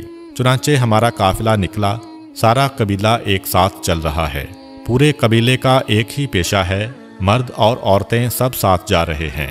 جناب حلیمہ سعدیہ کہتی ہیں کہ میں اس پورے سفر میں بے حد پریشان رہی، اس لیے کہ میں جس سواری پر سوار تھی وہ ایک گدھی تھی اور بیمار تھی، اس سے چلا نہیں جا رہا تھا، بڑی سست رفتاری سے چل رہی تھی۔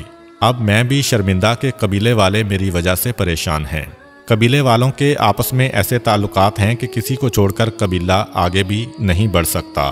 میرے سست جانور کی وجہ سے سارے قبیلے کو آہستہ آہستہ چلنا پڑ رہا ہے۔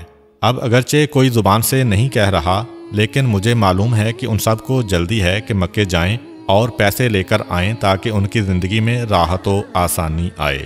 دوسرا میرا مسئلہ یہ تھا کہ قحط کی وجہ سے میرے پاس کھانے کے لیے تو کچھ تھا نہیں، اپنی غذا کے لیے فقط ایک اونٹنی تھی، اس کا دودھ نکال کے ہم لوگ پیا کرتے تھے۔ مگر آج کے دن اونٹنی بھی بیمار تھی اور اس کے پاس دودھ بھی زیادہ نہیں تھا۔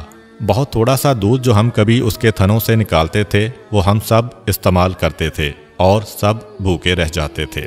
حالات ایسے ہیں کہ کوئی کسی سے کچھ مانگ بھی نہیں سکتا۔ اور تیسری پریشانی میرے ساتھ یہ ہوئی کہ خود میری گود میں جو بچہ تھا اس کو پلانے کے لیے بھی میرے پاس دودھ نہیں تھا، اس لیے کہ میرے دائیں سینے میں دودھ بالکل خشک ہو چکا تھا۔ بائیں سینے میں دودھ تھا مگر اتنا کم کہ میرا اپنا بچہ بھوکا رہ جاتا تھا۔ غذا بھی کم مل رہی ہے، ویسے بھی جناب حلیمہ کو اس وقت بیماری ہے۔ اب انتہائی پریشان کہ ہم چل تو رہے ہیں مگر ان ساری مصیبتوں کے ساتھ چل رہے ہیں، نتیجہ کیا ہوگا؟ خیر، آہستہ آہستہ چلتے ہوئے ہم مکہ میں داخل ہو گئے۔ مکے میں داخل ہونے کے بعد مجھے تو اپنی سواری کے جانور اور اپنی اونٹنی کی بھی فکر ہے، اور مجھے خود اپنی بھی فکر ہے کہ اگر میں نے کسی بچے کو گود لے بھی لیا تو لازمی طور پر دینے والا پہلی تحقیق یہی کرے گا کہ اس کے بچے کو پیٹ بھر کر غذا ملے گی یا نہیں۔ اور میری حالت ایسی ہے کہ میں اپنی اولاد کو بھی دودھ نہیں پلا پا رہی ہوں۔ میں انتہائی پریشان تھی، جس کی وجہ سے میں دوسری عورتوں کے ساتھ نہ جا سکی۔ پورا قبیلہ مکے میں ہے اور مجھے اطلاع ملی کہ مکے کے اندر جتنے بھی مالدار آدمی ہیں، جتنے بھی صاحب حیثیت آدمی ہیں، ان سب کے بچے تو دوسری عورتوں نے لے لیے اور مجھے کہیں سے کوئی بچہ نہ مل سکا۔ اب میں انتہائی پریشان کہ کیا کروں۔ یکایک میرے کان میں کچھ غلاموں کی آواز آئی جو یہ کہتے ہوئے مکے کی گلیوں اور بازاروں میں جا رہے تھے کہ اگر کوئی عورت باقی بچی ہو تو وہ حضرت عبد المطلب کے پاس آئے اور ان کے یتیم پوتے کو اپنی نگرانی میں لے لے۔ جناب حلیمہ سعدیہ کہتی ہیں کہ عبد المطلب کا نام بڑا نام ہے، مکے کے سردار ہیں، سارا عرب ان کو جانتا ہے۔ حیران ہیں کہ پھر ایسی کیا وجہ ہے کہ اس بچے کو کوئی گود میں لینے والا نہیں ہے اور غلاموں کو آواز لگانا پڑ رہی ہے، پھر بھی کوئی تیار نہیں ہو رہا۔ اپنی ساتھیوں سے پوچھا کہ تم عرب کے سارے مالدار گھرانوں کے بچوں کو لے کر آئی ہو، لیکن سب سے اہم گھرانے کو چھوڑ دیا۔ تو انہوں نے جواب دیا کہ بے شک اعلان عبد المطلب کی جانب سے ہو رہا ہے، مگر جس کے لیے اعلان ہو رہا ہے اس کا باپ نہیں ہے، یہ یتیم ہے، اور جب باپ نہیں تو ہمیں یہ توقع نہیں کہ اس بچے کی پرورش سے ہمیں کوئی نفع پہنچے گا، اس لیے کہ جو حق باپ ادا کرتا ہے دادا وہ حق ادا نہیں کر سکتا۔ اس لیے ہم ڈرتے ہیں کہ عبد المطلب کا نام سن کر ہم اس بچے کو لے تو جائیں گے مگر باپ نہ ہونے کی وجہ سے ہمیں پورے پیسے نہیں ملیں گے۔ جناب حلیمہ سعدیہ کہتی ہیں کہ یہ بات میری سمجھ میں بھی آ گئی، اس لیے اعلان سننے کے باوجود میں وہاں پر نہیں گئی۔ میں نے کوشش کی کہ اگر ہو سکے تو کسی اور گھرانے سے کوئی بچہ مل جائے، لیکن پتہ چلا کہ مجھ سے دیر ہو گئی، اور جتنے بھی مالدار گھروں کے بچے ہیں، نہ صرف یہ کہ وہ جا چکے ہیں، کسی غریب گھر کا بچہ بھی اب نہیں مل رہا ہے۔ چنانچہ میں پریشان ہو کر حضرت عبد المطلب کے پاس پہنچی کہ چلو اگر اپنی خواہش کے مطابق نہ ملے تو خالی ہاتھ جانے سے تو بہتر ہے کہ جیسا بچہ ملے تو اسی کو لے جاؤ۔ میں حضرت عبدالمطلب کے پاس پہنچی اور سلام کیا۔ سلام کا جواب دیتے ہیں اور پوچھتے ہیں کہ تم کیوں آئی ہو؟ میں نے وجہ بتائی۔ کہا کہ یہ بتاؤ کہ تمہارا نام کیا ہے؟ میں نے بتایا کہ میرا نام حلیمہ سعدیہ ہے۔ نام سن کر حضرت عبدالمطلب مسکرائے اور کہا کہ نام تو بہت اچھا ہے، نام میں حلم بھی ہے اور سعادت بھی ہے۔ یہ دو ایسی خوبیاں ہیں کہ یہ کسی کو بھی مل جائیں وہ دنیا میں بھی کامیاب ہو جاتا ہے اور آخرت میں بھی کامیاب ہو جاتا ہے۔ کیا میرے پوتے کو اپنے ساتھ لے جاؤ گی؟ حلیمہ سعدیہ کہتی ہیں کہ میں آئی اسی لیے ہوں۔ کہا کہ نہیں، تمہیں پہلے بہو کے پاس جانا ہوگا، آمنہ سے ملاقات کرو، اگر وہ بھی راضی ہو جائیں تو پھر یہ معاملہ طے پاتا ہے۔ اب کنیز کے ساتھ حلیمہ سعدیہ جناب آمنہ کے پاس تشریف لے جاتی ہیں۔ ان کے کمرے میں جاتے ہی حیران ہو گئیں۔ جس وقت کمرے میں داخل ہوئیں دوپہر کا وقت ہے اور عرب کا سورج جہاں پہ بادل نام کو نہیں ہوتا ہے ہر وقت روشنی ہی روشنی، لیکن کمرے میں داخل ہوئیں تو دیکھا کہ سورج کی روشنی سے ہٹ کے کسی روشنی سے کمرہ منور ہو رہا ہے۔ حیران ہو کر سوال کیا کہ آپ اپنے کمرے میں دن کے وقت بھی چراغ روشن کر کے رکھتی ہیں؟ جناب آمنہ مسکرا کر کہتی ہیں کہ نہیں، یہ چراغ کی روشنی نہیں ہے، یہ میرے بیٹے کے چہرے کی روشنی ہے۔ یہ جس وقت سے اس کمرے میں آیا ہے ہر وقت یہ کمرہ روشن رہتا ہے۔ جناب حلیمہ سعدیہ کہتی ہیں کہ آئی تو تھی بڑے بجھے دل کے ساتھ، کوئی نہیں مل رہا اس لیے لینے آئیں، مگر یہ جملہ سنا تو آگے بڑھ کر بچے پہ نگاہ پڑی تو خود بخود ایک محبت دل میں پیدا ہوئی۔ جناب آمنہ نے ان سے ان کا نام پوچھا تو انہوں نے بتایا کہ حلیمہ سعدیہ۔ جناب آمنہ نے کہا کہ بے شک مجھے اسی کی تلاش تھی، اب یہ بچہ تمہارے سپرد ہے، اس کی حفاظت کرنا۔ جناب حلیمہ سعدیہ پیغمبر اسلام کو گود میں لے کر باہر آئیں، پھر ان کے دادا حضرت عبدالمطلب کے پاس گئیں۔ پیغمبر اسلام کے دادا نے کہا، اے حلیمہ، اسے لے کے تو جا رہی ہو مگر ایک چیز ہم تمہیں بتا دیں کہ اس بچے کے دشمن بہت زیادہ ہیں۔ اگر تم اس بچے کے ساتھ کسی عجیب و غریب واقعے کو دیکھو، کوئی نئی چیز تمہیں نظر آئے تو حیرت زدہ نہ ہونا اور کسی کو بتانا نہیں کہ تم نے کیا دیکھا ہے، ورنہ دشمن مسلسل پیچھے لگیں گے۔ ابھی یہاں سے تو حفاظت سے پیغمبر چلے جائیں گے، مگر تمہارے قبیلے میں جانے کے بعد اگر یہ خبریں پھیلنے لگیں کہ اس بچے کی کیا برکتیں ہیں تو یہود کے کان کھڑے ہو جائیں گے۔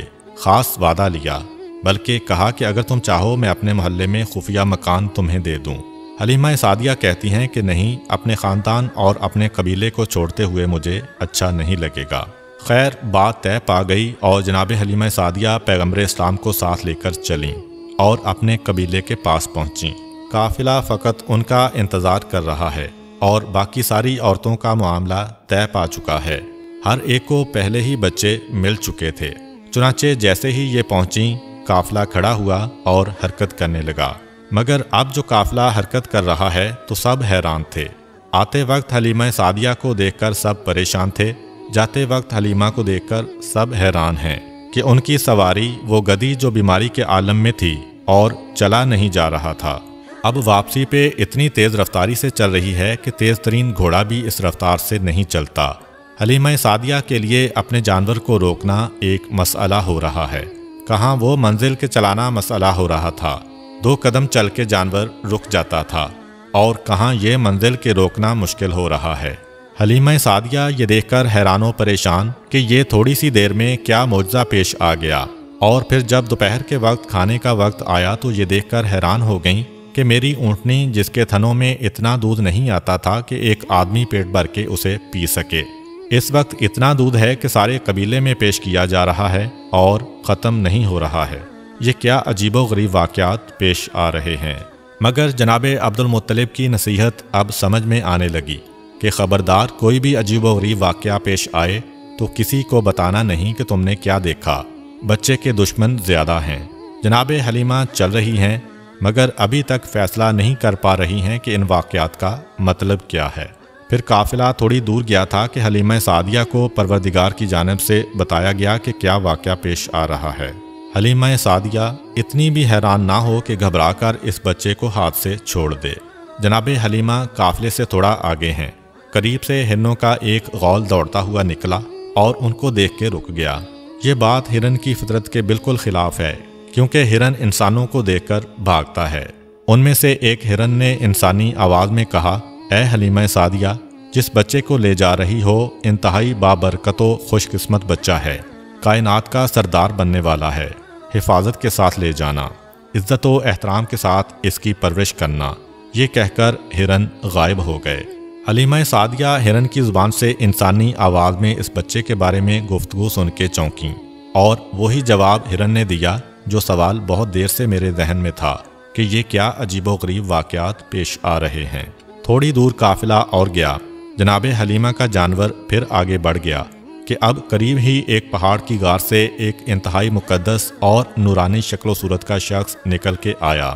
بچے پر نگاہ پڑی، بے اختیار زمین پر گر کر سجدہ شکر ادا کیا، کہا کہ اے حلیمہ سعدیہ، تم انتہائی خوش قسمت ہو کہ تمہاری گود میں پروردگار عالم کی انتہائی قیمتی امانت دی گئی ہے، اس کی پوری حفاظت اور احترام کرنا۔ یہ کہہ کر وہ شخص واپس چلا گیا۔ جناب حلیمہ کا جانور جہاں قافلے سے آگے بڑھتا ہے کوئی نہ کوئی معجزہ پیش آ جاتا ہے۔ کبھی جانور نے بولا، کبھی کوئی بزرگ آ گئے، کبھی درخت کی شاخیں جھکیں، کبھی آسمان سے بادل کی آواز آئی۔ غرض یہ کہ پورے راستے میں مشاہدہ کیا کہ قدرت کی جتنی نشانیاں ہیں وہ اس بچے کے بارے میں پیغام دیتی جا رہی ہیں۔ جناب حلیمہ سعدیہ کو جناب آمنہ کے گھر میں اس بچے کو دیکھ کر اتنی محبت پیدا ہو گئی تھی تو اسی وقت فیصلہ کر لیا تھا کہ پیسے ملیں نہ ملیں بچے کو مجھے لے کر جانا ہے۔ یہ جو واقعات دیکھے تو محبت اور بڑھتی جا رہی ہے۔ پھر جو واقعہ پیش آیا اس کی وجہ سے جناب حلیمہ سعدیہ اس بچے سے اور زیادہ محبت کر رہی ہیں۔ ماں ہونے کے ناطے جناب حلیمہ سعدیہ کے لیے ایک مشکل مرحلہ تھا، مگر اس مرحلے سے بہرحال گزرنا تو تھا کہ جناب حلیمہ کا ایک سینہ بالکل سوکھا ہوا ہے اور دوسرے میں اتنا کم دودھ ہے کہ اپنا بچہ پیٹ بھر کر نہیں پی سکتا۔ اب یہ بچہ تو اجرت پہ لے کے آئی ہیں، اپنے بچے کو بھوکا رکھ کے یا جانوروں کا دودھ پلا کے گزارا کرنا ہے، مگر اس لانے والے بچے کو اپنا دودھ پلانا ہے۔ یہ پریشانی تو ہے ماں کے ذہن میں کہ کس طریقے سے میں اس منزل سے گزروں گی، مگر اس وقت یہ دیکھ کر محبت حد سے زیادہ بڑھ گئی کہ جب یہ بچہ آیا حلیمہ سعدیہ کا احسان نہیں لیا، حلیمہ سعدیہ پر احسان کیا ہے کہ جب دودھ پلانے کا وقت آیا حلیمہ سعدیہ نے یہ چاہا کہ اپنے بائیں سینے سے دودھ پلائیں، مگر بچے نے منہ پھیر لیا، دائیں سینے کی جانب رخ کیا۔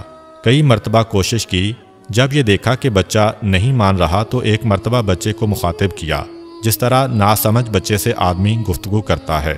کہا کہ ٹھیک ہے تم اپنی ضد پوری کر لو، لیکن تمہیں یہاں سے پیٹ بھرنے کے لیے کوئی چیز نہیں ملے گی۔ البتہ یہ دیکھ کر حیران ہو گئیں کہ جیسے ہی اس بچے نے سیدھے سینے کو منہ میں لیا اس میں سے دودھ جاری ہو گیا، اور اتنی کثرت سے دودھ جاری ہوا کہ دوسرے سینے سے بھی حلیمہ سعدیہ کا اپنا بچہ جو آج تک بھوکا چلا آ رہا تھا آج پیٹ بھر کے دودھ پی رہا ہے۔ جناب حلیمہ سعدیہ نے بچے کو ہاتھ پہ لیا۔ کتنا بابرکت بچہ ہے کہ آیا تو اپنی غذا خود لے کے آیا، اور میرے بچے کے دودھ میں کمی نہیں ہونے دی بلکہ اسے اور بھی زیادہ دودھ مہیا کر دیا۔ پروردگار کی سنت ہے کہ اپنے حبیب پر کسی کا احسان نہیں ہونے دینا ہے بلکہ حبیب کی وجہ سے دوسروں پر احسان ہونا ہے۔ اس مسئلے پر علماء نے یہ بات بھی کہی ہے کہ بے شک پیغمبر اسلام نے حضرت حلیمہ سعدیہ کے سینے سے دودھ پیا، لیکن دراصل اس کا انتظام اللہ تعالیٰ کی طرف سے تھا، کیونکہ اس سینے میں دودھ جاری ہوا جو سوکھا ہوا تھا۔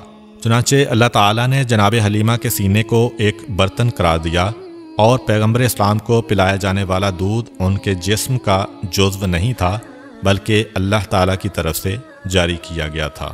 اس بات سے وہ اعتراض بھی ختم ہو گیا جو حضرت موسیٰ علیہ السلام کی قوم کی طرف سے ہو سکتا ہے کہ جب حضرت موسیٰ علیہ السلام بچپن میں فرعون کے محل میں پہنچے تھے تو آپ پر سب کا دودھ حرام کیا گیا تھا اور ان کی والدہ نے انہیں دودھ پلایا تھا، اور یہ تو انبیاء کے سردار ہیں، انہیں کیوں غیر عورت کا دودھ پلایا گیا؟ سفر تمام ہوا اور جناب حلیمہ سعدیہ اس بچے کو لے کر اپنے گھر پہنچیں۔ تاریخ میں لکھا ہے کہ جب بچے کو گھر میں لٹایا گیا تو جناب حلیمہ کی سواری وہ گدی 3 مرتبہ بستر رسول کے گرد طواف کرتی ہے اور پھر پیشانی کو زمین پہ رکھ کر انسانی آواز میں کہتی ہے کہ اے سردار انبیاء، میں آپ کی احسان مند ہوں کہ آپ کی وجہ سے میری بیماری ختم ہو گئی۔ حلیمہ سعدیہ پھر چونکیں، پھر ایک معجزہ دیکھا کہ اب سمجھ میں آیا کہ یہ ذات اس جانور کی بیماری ختم کرنے کا سبب بنی تھی۔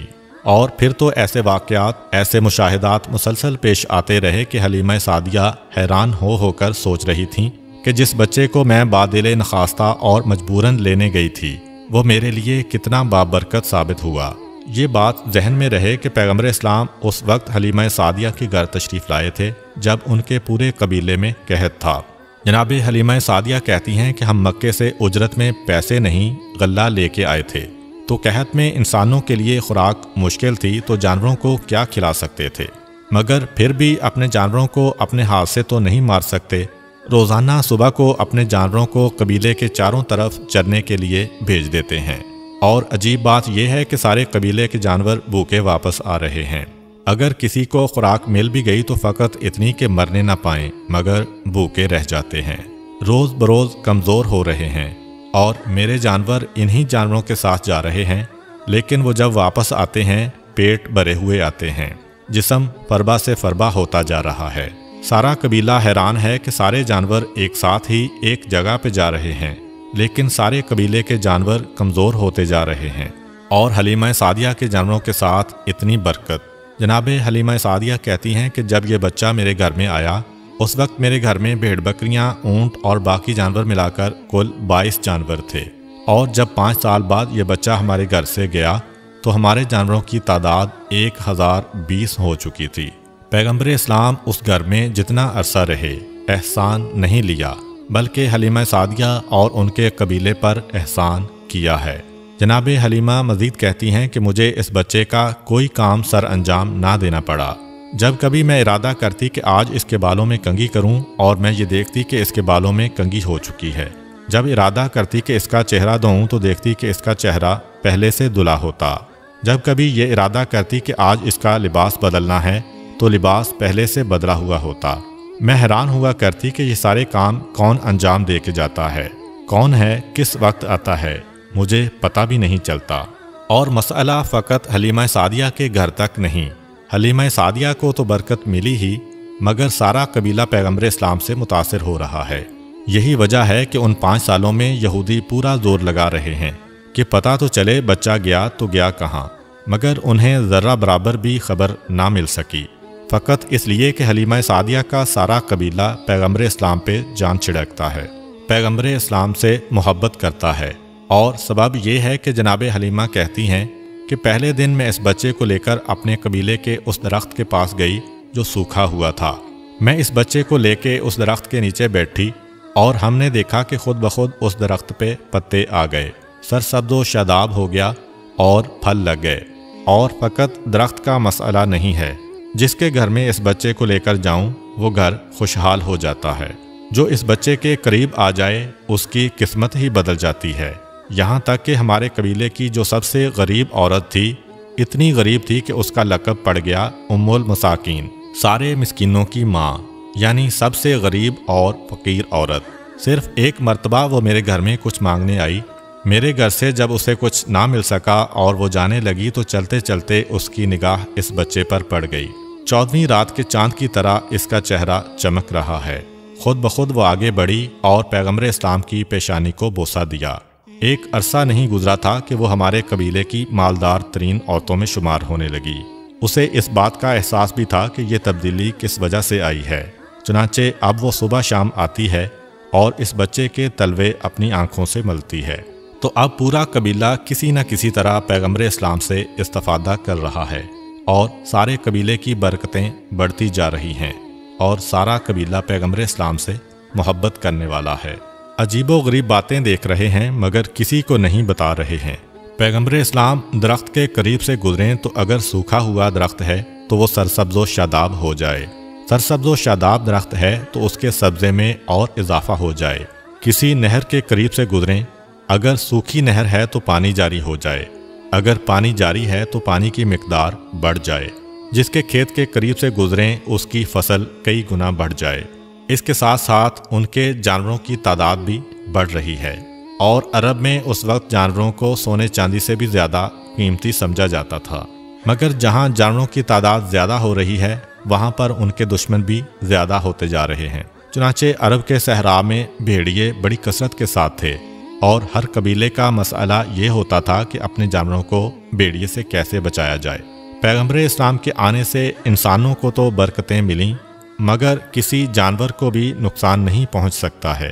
इब्तदा में बाज़ जानवर इस कबीले के कुछ जानवर उठाकर ले गए थे, मगर बाद में जब पैगंबर इस्लाम ने दुआ की तो उन जानवरों को खुद वो बकरियां लाकर वापस करना पड़ीं। चुनांचे इस कबीले के लिए सबसे इत्मीनान की बात यही थी कि पैगंबर इस्लाम के वजूद की वजह से हमारे जानवर भी महफूज हो गए। ये तमाम मनाजर देखकर सारा कबीला पैगंबर इस्लाम से मोहब्बत कर रहा है और पैगंबर इस्लाम तो गोया अब इस कबीले के सरदार बन गए। दिन पैगंबर इस्लाम अपनी माँ हलीमा सादिया से शिकायत करते हैं, क्योंकि दूध के ज़रिए भी वो सारे रिश्ते कायम होते हैं जो खून के ज़रिए होते हैं। इसलिए हलीमा सादिया पैगंबर इस्लाम की माँ करार पाईं। शिकायत करते हैं कि मैं सारा दिन साए में बैठकर आराम करता हूँ, लेकिन मेरे भाइयों को जानवर चराने के लिए सारा दिन धूप में जाना पड़ता है, सहराओं में घूमना पड़ता है। ये आप कैसी नाइंसाफ़ी कर रही हैं। कल से मैं भी उनके साथ जाऊँगा।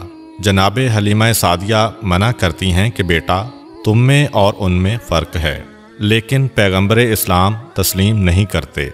कहा कि मुझसे ये बर्दाश्त नहीं हो रहा कि एक घर में रहने वाले दो भाइयों में से एक आराम से रहे और एक जहमत के साथ रहे। मैं खुद अपने भाइयों की खिदमत के लिए जाऊंगा। हलीमा सादिया ने मना करना चाहा, क्योंकि फ़कत हलीमा के घर की ही बात नहीं है, अब तो सारे कबीले की इज़्ज़त का मामला है। सारा कबीला एहतराम करता है।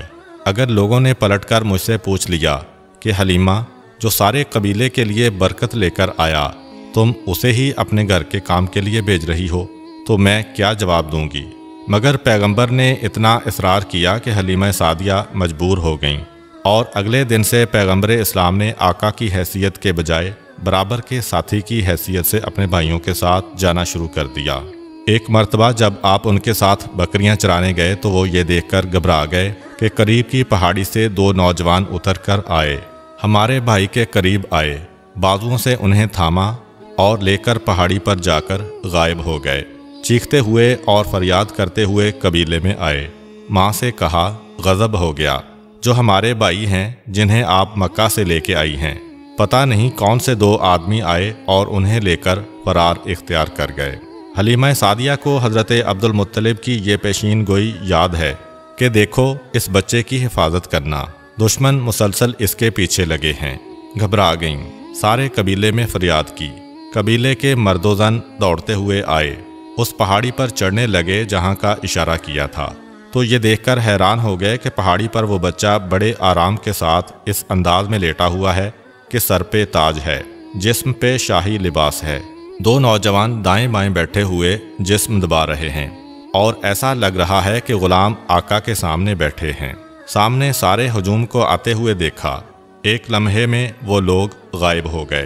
पैगंबर इस्लाम मुस्कुराते हुए खड़े हुए, जनाब हलीमा सादिया से कहा कि मादरे ग्रामी, आपको परेशान होने की ज़रूरत नहीं है। परवरदिगार आलम की जानिब से ये मेरे मुहाफ़िज़ थे जो हर लम्हे मेरे साथ रहते हैं। इनके होते हुए कोई मुझे नुकसान नहीं पहुंचा सकता। अब हलीमा सादिया को कुछ इत्मीनान हुआ। इसके बाद भी 3 मरतबा पैगंबर इस्लाम इस तरह गायब हो गए थे, लेकिन अब हलीमा सादिया को इत्मीनान होता था। 2 साल का अरसा गुजर जाने के बाद हलीमा सादिया पैगंबर इस्लाम को लेकर उनके दादा से मिलाने आती हैं। अभी मक्के के करीब पहुंची थीं, किसी काम के सिलसिले में खैमे से बाहर आती हैं। यकायक अंधेरा सा छाया और फिर हलीमा सादिया वापस जो आईं तो ये देखा कि बच्चा गायब है। हलीमा सादिया तो परेशान हो गईं, मगर वहाँ हज़रत अब्दुल मुत्तलिब खाना खुदा के करीब बैठे हैं, मसनद बिछी हुई है। यकायक कान में आवाज़ आई कि आपका पोता जो हलीमा के पास था वहाँ से खो गया है। बस इतना सुनना था कि बेचैन होकर हज़रत अब्दुल मुत्तलिब खड़े हो गए, तलवार को नियाम से निकाला, काबे के पर्दे को थामा और आवाज़ दी कि अगर मेरा बच्चा ना मिला तो मैं 1000 अरबों और 100 कुरैशियों को कत्ल करूँगा। फिर पर्दा पकड़ के कहते हैं, परवरदिगारा, मैंने अपने पोते को तेरी हिफाजत में दिया था, तू ही उसकी हिफाजत करने वाला है। यकायक एक और आवाज़ आती है, ऐ अब्दुल मुत्तलिब, घबराने की ज़रूरत नहीं है, परवरदिगार आलम ने तुम्हारे बच्चे को महफूज रखा है और मक्के के करीब फ़लाँ सहरा के फ़लाँ मुकाम पर जाओ, वहाँ तुम्हारा बच्चा तुमको मिल जाएगा।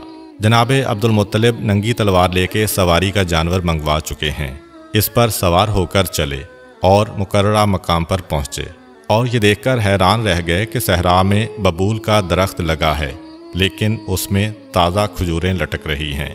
پیغمبر اسلام ان کھجوروں کو توڑ کے کھا رہے ہیں، اور دائیں بائیں دو انتہائی خوبصورت نوجوان کھڑے ہیں۔ حضرت عبدالمطلب نے اندازے سے پہچان لیا کہ یہ میرا پوتا ہے، کیونکہ 8 دن کی عمر سے آج تک یعنی 2 سال کی عمر تک اپنے پوتے کو نہیں دیکھا تھا۔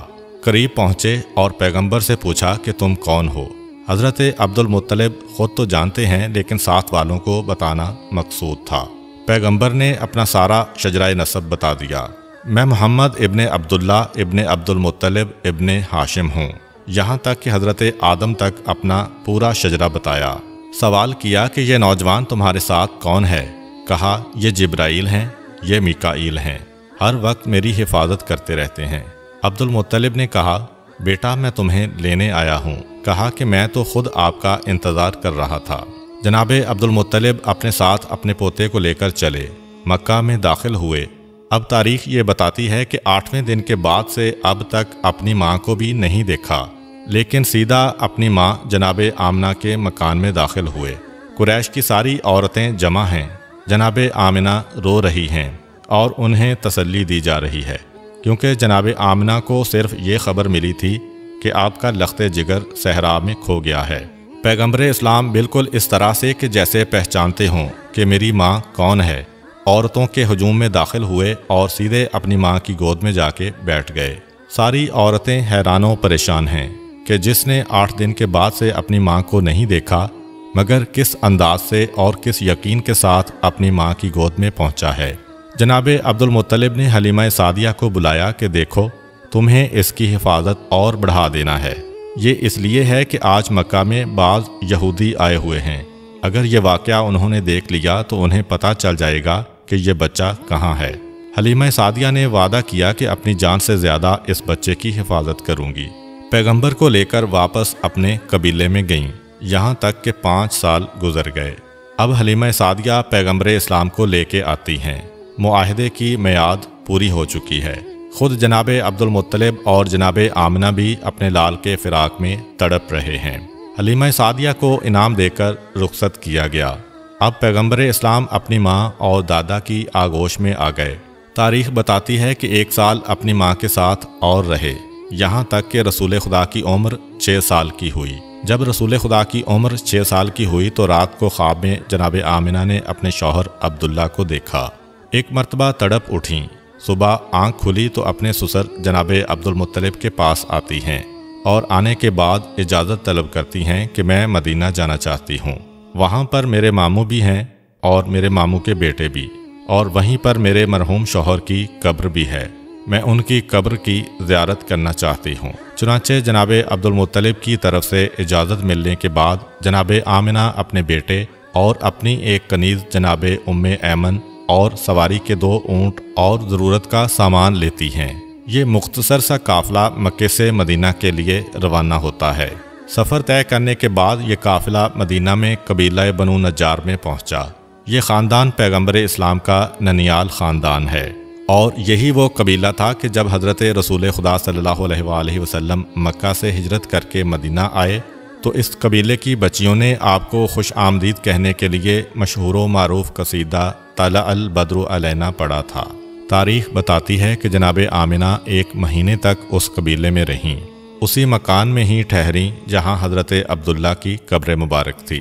کچھ عرصہ وہاں گزارنے کے بعد واپسی کا ارادہ کیا، مدینے سے مکہ کے لیے روانہ ہوئیں۔ مدینے سے تقریباً 100 کلومیٹر کے فاصلے پر پہنچیں کہ مقام ابوا آ گیا۔ یہی وہ مقام ہے جہاں حضرت آمنہ اتنی بیمار ہو گئیں کہ آگے سفر کرنے کی ہمت نہ رہی۔ مختصر سا قافلہ روکا گیا۔ جناب آمنہ کی بیماری بڑھتی جا رہی تھی، یہاں تک کہ جناب آمنہ کا یہیں پر انتقال ہو گیا۔ 6 سال کی عمر میں پیغمبر اسلام کو باپ کے بعد ماں کی جدائی کا صدمہ بھی برداشت کرنا پڑا۔ جناب آمنہ کو بڑے احترام کے ساتھ اس مقام پر دفن کیا گیا، اور جناب ام ایمن 6 سال کے اس بچے کو اپنی گود میں لے کر مکے کی جانب واپس چلیں۔ تاریخ کہتی ہے کہ پیغمبر اسلام کو اپنی والدہ اور ان کی قبر ہمیشہ یاد رہی۔ اسی لیے جب صلح حدیبیہ کے لیے پیغمبر اسلام مکہ جا رہے تھے تو اس وقت اسی مقام ابوا کے قریب سے گزر ہوا۔ چنانچہ وہاں سے گزرتے ہوئے پیغمبر اسلام نے کہا کہ قافلے کا رخ موڑا جائے، مجھے اپنی ماں کی یاد آ رہی ہے، میں اپنی ماں کی قبر کی زیارت کرنا چاہتا ہوں۔ پیغمبر اسلام اپنی ماں کی قبر پر پہنچتے ہیں اور زارو قطار روتے ہیں۔ بہرحال جناب ام ایمن 6 سال کے اس بچے کو لے کر مکہ پہنچیں اور ان کو ان کے دادا حضرت عبد المطلب کے سپرد کیا۔ 118 سال کی عمر ہے جناب عبد المطلب کی، ضعیفی کا عالم ہے، لیکن پیغمبر اسلام کو اپنی کفالت میں لیا۔ 1 سال تک پیغمبر جناب عبد المطلب کے پاس رہے اور اسی سال میں وہ واقعہ پیش آیا جو ہم نے اپنی پچھلی ویڈیو میں بیان کیا تھا۔ یہودیوں نے رسول خدا کی دعوت کی اور یہ ارادہ کیا کہ حرام کھلا کر دیکھیں کہ یہ رسول ہے کہ نہیں، اور ناکام ہو گئے۔ جب پیغمبر اسلام کی عمر 7 سال کی ہوئی اور حضرت عبد المطلب 119 سال کے ہوئے، تب ایک ایسا واقعہ پیش آیا جس میں پیغمبر اسلام کے پاس کچھ ایسے تحفے آئے جو پیغمبر اسلام کی ساری زندگی پیغمبر کے ساتھ ساتھ رہے۔ وہ واقعہ یہ تھا کہ اسی زمانے میں یمن کے حاکم سیف نے مکے پر قبضہ کر لیا اور مکے کو اپنی حکومت میں شامل کر لیا۔ جناب عبد المطلب ان دنوں مکہ میں نہیں تھے۔ جب واپس آئے تو پتہ چلا کہ یہ واقعہ پیش آیا ہے۔ مکے والوں کی سلامتی عبد المطلب اپنی ذمہ داری سمجھتے ہیں۔ کہا کہ میں خود حاکم یمن سے جا کے بات کروں گا اور اسے بتاؤں گا کہ یہ خدا کا محترم شہر ہے، یہاں والوں پر نہ کوئی ٹیکس لگایا جائے نہ ظلم کیا جائے۔ اپنے ایک مختصر سے وفد کو تیار کیا اور مکہ سے یمن چلے۔ جناب عبد المطلب کی عادت میں یہ شامل تھا کہ جب کہیں جاتے تھے تو رسول خدا کو ساتھ نہیں لے کر جاتے تھے، اس لیے کہ مکہ میرا شہر ہے، یہاں پہ ہم حفاظت کر سکتے ہیں۔ مکہ کے باہر اگر خدا نخواستہ کوئی حملہ ہو جائے تو حفاظت ممکن نہیں، بلکہ یہ اطمینان بھی ہوتا تھا کہ میں جا رہا ہوں لیکن میرا بیٹا ابو طالب میرے پوتے کی حفاظت کرے گا۔ لیکن حضرت عبد المطلب کی وفات کے بعد حضرت ابو طالب کا طریقہ کار اس کے الٹ ہو گیا۔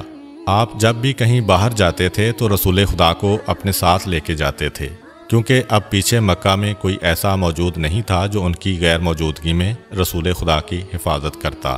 حضرت عبد المطلب یمن جب پہنچے تو وہاں کا حاکم سیف چھٹی منانے گیا ہوا تھا۔ اس حاکم کا طریقہ یہ تھا کہ موسم بہار میں عید نوروز سے 40 دن تک حکومت کے سارے کام بند کر دیتا تھا۔ ایک بڑا عالی شان باغ اس نے لگایا ہوا تھا اور اس باغ کے اندر ایک بہت ہی خوبصورت محل بنایا گیا تھا جس کے کئی دروازے تھے۔ 40 دن تک اسی محل میں جا کے بیٹھ جاتا تھا اور سپاہیوں کو سخت ترین حکم تھا کہ کسی کو میرے پاس نہ آنے دینا، چاہے میرے اپنے بیٹے ہی کیوں نہ ہوں۔ 40 دن سارے امور مملکت سے چھٹی پا کر یہ آرام کرتا تھا۔ جناب عبد المطلب یہاں پہنچے تو پتہ چلا کہ حاکم یمن چھٹی منا رہا ہے۔ جناب عبد المطلب پریشان کہ مجھے مکہ جا کر اپنے امور کو سنبھالنا ہے، 40 دن تو یہاں نہیں رکا جا سکتا، اور اس کے بعد بھی پتہ نہیں کہ حاکم کتنے دن اور روک لے۔ آخر یہ دیکھا کہ باغ کے راستے سے تو جانا ممکن نہیں، مگر صحرا کے راستے سے جو بالکل ویرانہ ہے اس طرف جو دروازہ ہے وہاں سے جایا جا سکتا ہے۔ محل کے دروازے پر پہنچے، سپاہی سے کہا کہ جا کے بتاؤ کہ میں مکے سے آیا ہوں، میرا نام عبد المطلب ہے۔ سپاہی نے انکار کر دیا کہ مجھے قتل کر دیا جائے گا اگر میں نے آپ کا نام بھی اندر پہنچایا تو۔ حضرت عبد المطلب نے یہ سنا تو 100 سرخ اشرفیاں اپنے تھیلے سے نکال لیں اور اس کے حوالے کیں کہ یہ میری طرف سے انعام ہے اور یہ میرا وعدہ ہے کہ تمہیں کوئی نقصان نہیں پہنچے گا، اگر نقصان پہنچے تو میری ذمہ داری ہے، تمہارے نقصان کو میں پورا کروں گا۔ اب جب 100 اشرفیاں دیکھیں تو وہ بھی ایک لمحے کے لیے بھول گیا کہ کتنا بڑا خطرہ مول لے رہا ہوں۔ محل کے اندر گیا، جانے کے بعد دیکھا کہ حاکم محل کے بیچ میں بیٹھا ہے۔ کہا کہ ایک انتہائی مقدس اور ضعیف شخص مکے سے آیا ہے، آپ سے ملاقات کرنا چاہتا ہے۔ حاکم یمن سیف نے سنا، ایسا لگا کہ اسے بھی کسی آنے والے کا انتظار تھا، ورنہ یہ حاکم وہ تھا کہ جس کا حکم تھا اگر میرے بیٹے بھی میرے پاس آئے تو میں ان کو قتل کر دوں گا۔ ننگی تلوار رکھی بھی ہوئی ہے، لیکن اس وقت یہ سننے کے بعد کہ ایک اجنبی شخص مکے سے آیا ہے تو یہ سن کر کہتا ہے کہ جاؤ اسے بلا کر لاؤ۔ یہ جملہ بتا رہا ہے کہ حاکم نے مکے پہ قبضہ کیا تو اس کا کوئی مقصد تھا، اور اب غالباً اسے انتظار تھا کہ مکے سے ضرور کوئی میرے پاس آئے گا۔ سپاہی نے محل کے دروازے پر جا کر حضرت عبد المطلب سے کہا کہ آئیے۔ سپاہی خود حیران ہے، اسے یقین نہیں آ رہا۔ اب جب پیغام دے کے آ گیا تو سوچ رہا ہے کہ میں نے کتنی بڑی حماقت کر دی، مگر یقین نہیں آ رہا کہ آج کیا معجزہ ہو گیا۔ حضرت عبد المطلب کو لے کر محل کے اندر پہنچا۔ حاکم یمن محل کے اندر بیٹھا ہے، ایک پہلو میں ننگی تلوار ہے، ایک پہلو میں شراب کا جام ہے۔ جناب عبد المطلب کو آتا ہوا دیکھا، کھڑے ہو کر استقبال کیا۔ آپ کہاں سے تشریف لائے ہیں؟ جناب عبد المطلب نے کہا کہ میں مکے سے آیا ہوں اور مکے والوں کے بارے میں آپ سے کوئی بات کرنا چاہتا ہوں۔ کہا کہ آپ بیٹھ جائیے، آپ سے تو بعد میں سنوں گا، پہلے میں آپ کو کچھ بتانا چاہتا ہوں کہ میرے پاس انبیاء کے صحیفوں سے ایک علم پہنچا ہے کہ مکے میں عنقریب خدا کا آخری رسول ظاہر ہونے والا ہے، اور یہ آخری رسول جب اس دنیا میں آئے گا تو اس کے باپ کا انتقال ہو چکا ہوگا، کچھ عرصے کے بعد اس کی ماں کا بھی انتقال ہو جائے گا، اس کے بعد اس کا دادا اسے اپنی نگرانی میں لے گا۔ جب وہ دادا اسے اپنی نگرانی میں لے گا تو ایک مرتبہ وہ دادا مجھ سے ملنے آئے گا، اور میرے پاس انبیاء کی جانب سے 3 امانتیں اس رسول کے لیے رکھی ہوئی ہیں۔ میں انتظار کر رہا ہوں کہ مکہ میں وہ کون ہے جو آ کے مجھ سے یہ امانت لے جائے۔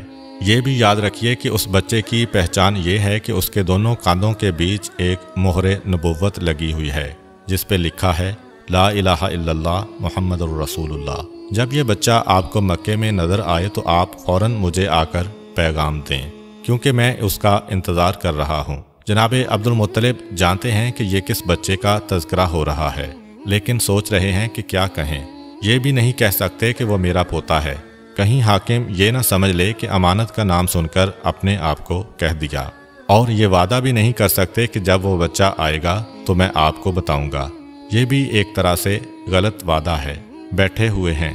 سیف مسکرایا، مسکرا کے کہا فقط اتنا ہی نہیں، میرا اندازہ یہ ہے کہ اس بچے کے دادا آپ ہی ہیں، اور وہ بچہ اس وقت آپ کے گھر میں پیدا ہو چکا ہے۔ جناب عبد المطلب نے کہا کہ ہاں، جو علامتیں آپ نے بتائی ہیں ان علامتوں کے مطابق تو میرا پوتا ہے، اور مجھے یہ بھی پتا ہے کہ میرا پوتا اللہ کا آخری رسول ہونے والا ہے۔ مجھے اس کے بارے میں سب کچھ معلوم ہے۔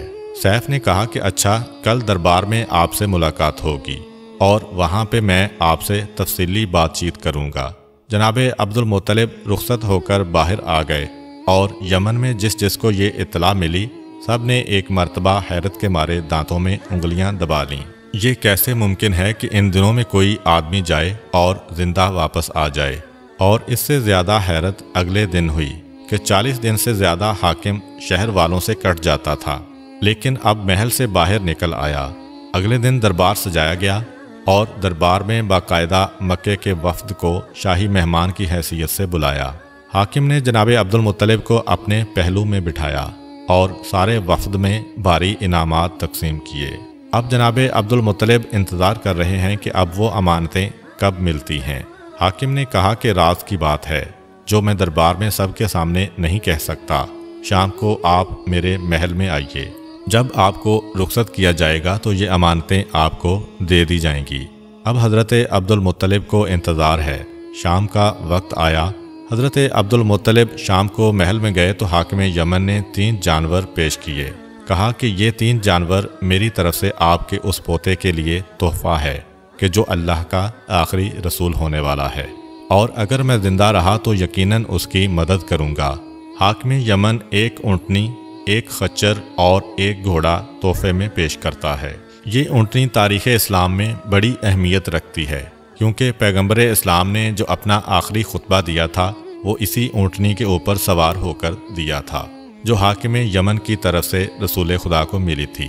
یہ تینوں جانور پیغمبر اسلام کے ساتھ مدینے میں بھی تھے۔ چنانچہ تاریخ بتاتی ہے کہ جب پیغمبر اسلام ہجرت کر کے گئے تو حضرت علی علیہ السلام کو بستر پہ سلایا گیا، اور ایک اور ذمہ داری آپ کے سپرد کی گئی کہ خاندان بنی ہاشم کی جو عورتیں ہیں جنہیں رسول خدا اپنے ساتھ لے کر نہیں گئے تھے، انہیں اور ان جانوروں کو اور خاندانی تبرکات کو لے کے مجھ سے مدینے میں ملاقات کرنا۔ تو یہ پیغمبر اسلام کے پاس وہ تحفے تھے کہ جو حاکم یمن کے ذریعے ان تک پہنچے اور آخری وقت تک پیغمبر کی خدمت میں رہے۔ حاکم یمن نے بتایا کہ یہ گھوڑا پروردگار عالم کی جانب سے ایک معجزے کے نتیجے میں وجود میں آیا، اور اس اونٹ کے بارے میں بھی روایت ہے کہ یہ خاص الخاص تحفہ پیغمبر اسلام کے لیے بنایا گیا۔ حاکم نے تینوں جانوروں کے بارے میں بتایا کہ اس اونٹنی پر میں اگر 6 مہینے بھی سفر کروں تو یہ تھکتی نہیں ہے اور اپنے سوار کو پریشان نہیں کرتی۔ گھوڑا ایسا بابرکت ہے کہ میں جس جنگ میں بھی اس پر سوار ہو کر گیا کبھی مجھے شکست نہیں ہوئی اور میرے قدم پیچھے نہیں ہٹے۔ خچر ایسا ہے کہ اس کے اوپر سوار ہو کر اگر تفریح کی جائے تو انسان کی تفریح کا لطف دوبالا ہو جاتا ہے۔ یہ خاص الخاص 3 تحفے ہیں، یہ آپ اس سال اپنے ساتھ لے جائیں۔ آئندہ سال جب آپ تشریف لائیں تو ایک اور اہم ترین راز ہے جو انبیاء کے صحیفوں میں ہے اور میرے سینے میں محفوظ ہے۔ میں وہ آپ تک پہنچاؤں گا تاکہ آپ پھر اپنے خاندان والوں کو یہ راز بتائیں۔ اپنے پوتے کی حد سے زیادہ حفاظت کریں۔ آئندہ سال مجھ سے ضرور ملاقات کریں اور میرا یہ عقیدہ سنتے جائیں کہ میں آپ کے پوتے کی نبوت پر ایمان لا چکا ہوں اور اگر زندہ رہا تو تلوار نکال کر ان کی مدد کروں گا۔ حضرت عبد المطلب کو خدا حافظ کہا۔ حضرت عبد المطلب انتہائی خوشی کے عالم میں واپس آ رہے ہیں۔ مکہ کے قریب پہنچتے ہیں۔ ایک مرتبہ مکہ والوں کو پتہ چلا کہ ہمارے سردار حاکم یمن سے بات چیت کر کے آ رہے ہیں۔ سارا مکہ استقبال کے لیے نکلا۔ پیغمبر اسلام ساتھ ہیں، مگر راستے میں ایک جگہ پتھر پر بیٹھ گئے اور مکے والے آگے بڑھ گئے۔ جیسے ہی یہ استقبالیہ ہجوم حضرت عبد المطلب کے پاس پہنچا تو حضرت عبد المطلب نے کسی کو نہیں دیکھا۔ پہلا سوال کیا کہ میرا پوتا کہاں ہے؟ اب لوگ ایک دوسرے کو دیکھ رہے ہیں۔ پتہ چلا کہ وہ تو راستے میں ایک جگہ آرام کے لیے بیٹھ گئے تھے۔ ہم آگے نکل آئے۔ جناب عبد المطلب نے کہا کہ میں کسی سے ملاقات نہیں کروں گا جب تک کہ اپنے عبداللہ کی نشانی کی زیارت نہ کر لوں۔ سب کو ہٹا کر آگے بڑھے اور خود پیغمبر اسلام کے پاس پہنچے۔ کہا کہ یہ 3 تحفے میں تمہارے لیے لایا ہوں۔ پیغمبر اسلام نے انتہائی خوشی کے ساتھ ان تحفوں کو قبول کیا۔ حاکم یمن کو دعا دی اور اس کے بعد ساری زندگی یہ تحفے پیغمبر کے ساتھ ساتھ رہے۔ یہ پیغمبر اسلام کی عمر کے 7ویں سال کا واقعہ ہے۔ 1 سال گزرا، پیغمبر اسلام 8 سال کے ہو گئے۔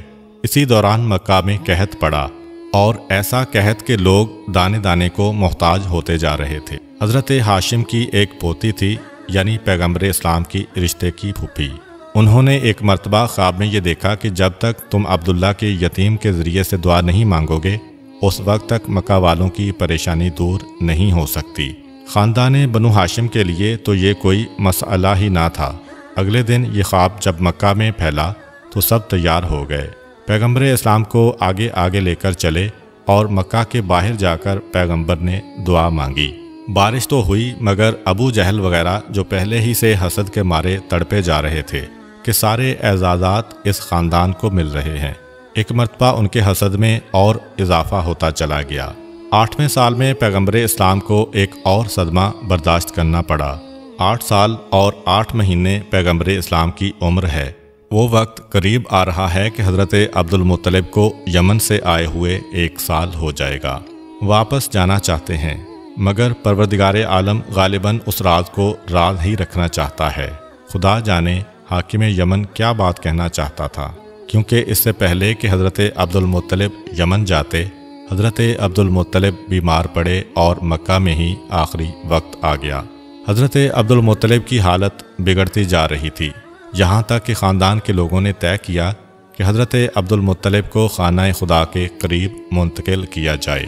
چنانچہ جناب عبد المطلب کو خانہ خدا کے قریب لایا گیا اور ان کے لیے ایک مسند کو بچھایا گیا۔ حضرت عبد المطلب کو اس پر لٹا دیا گیا۔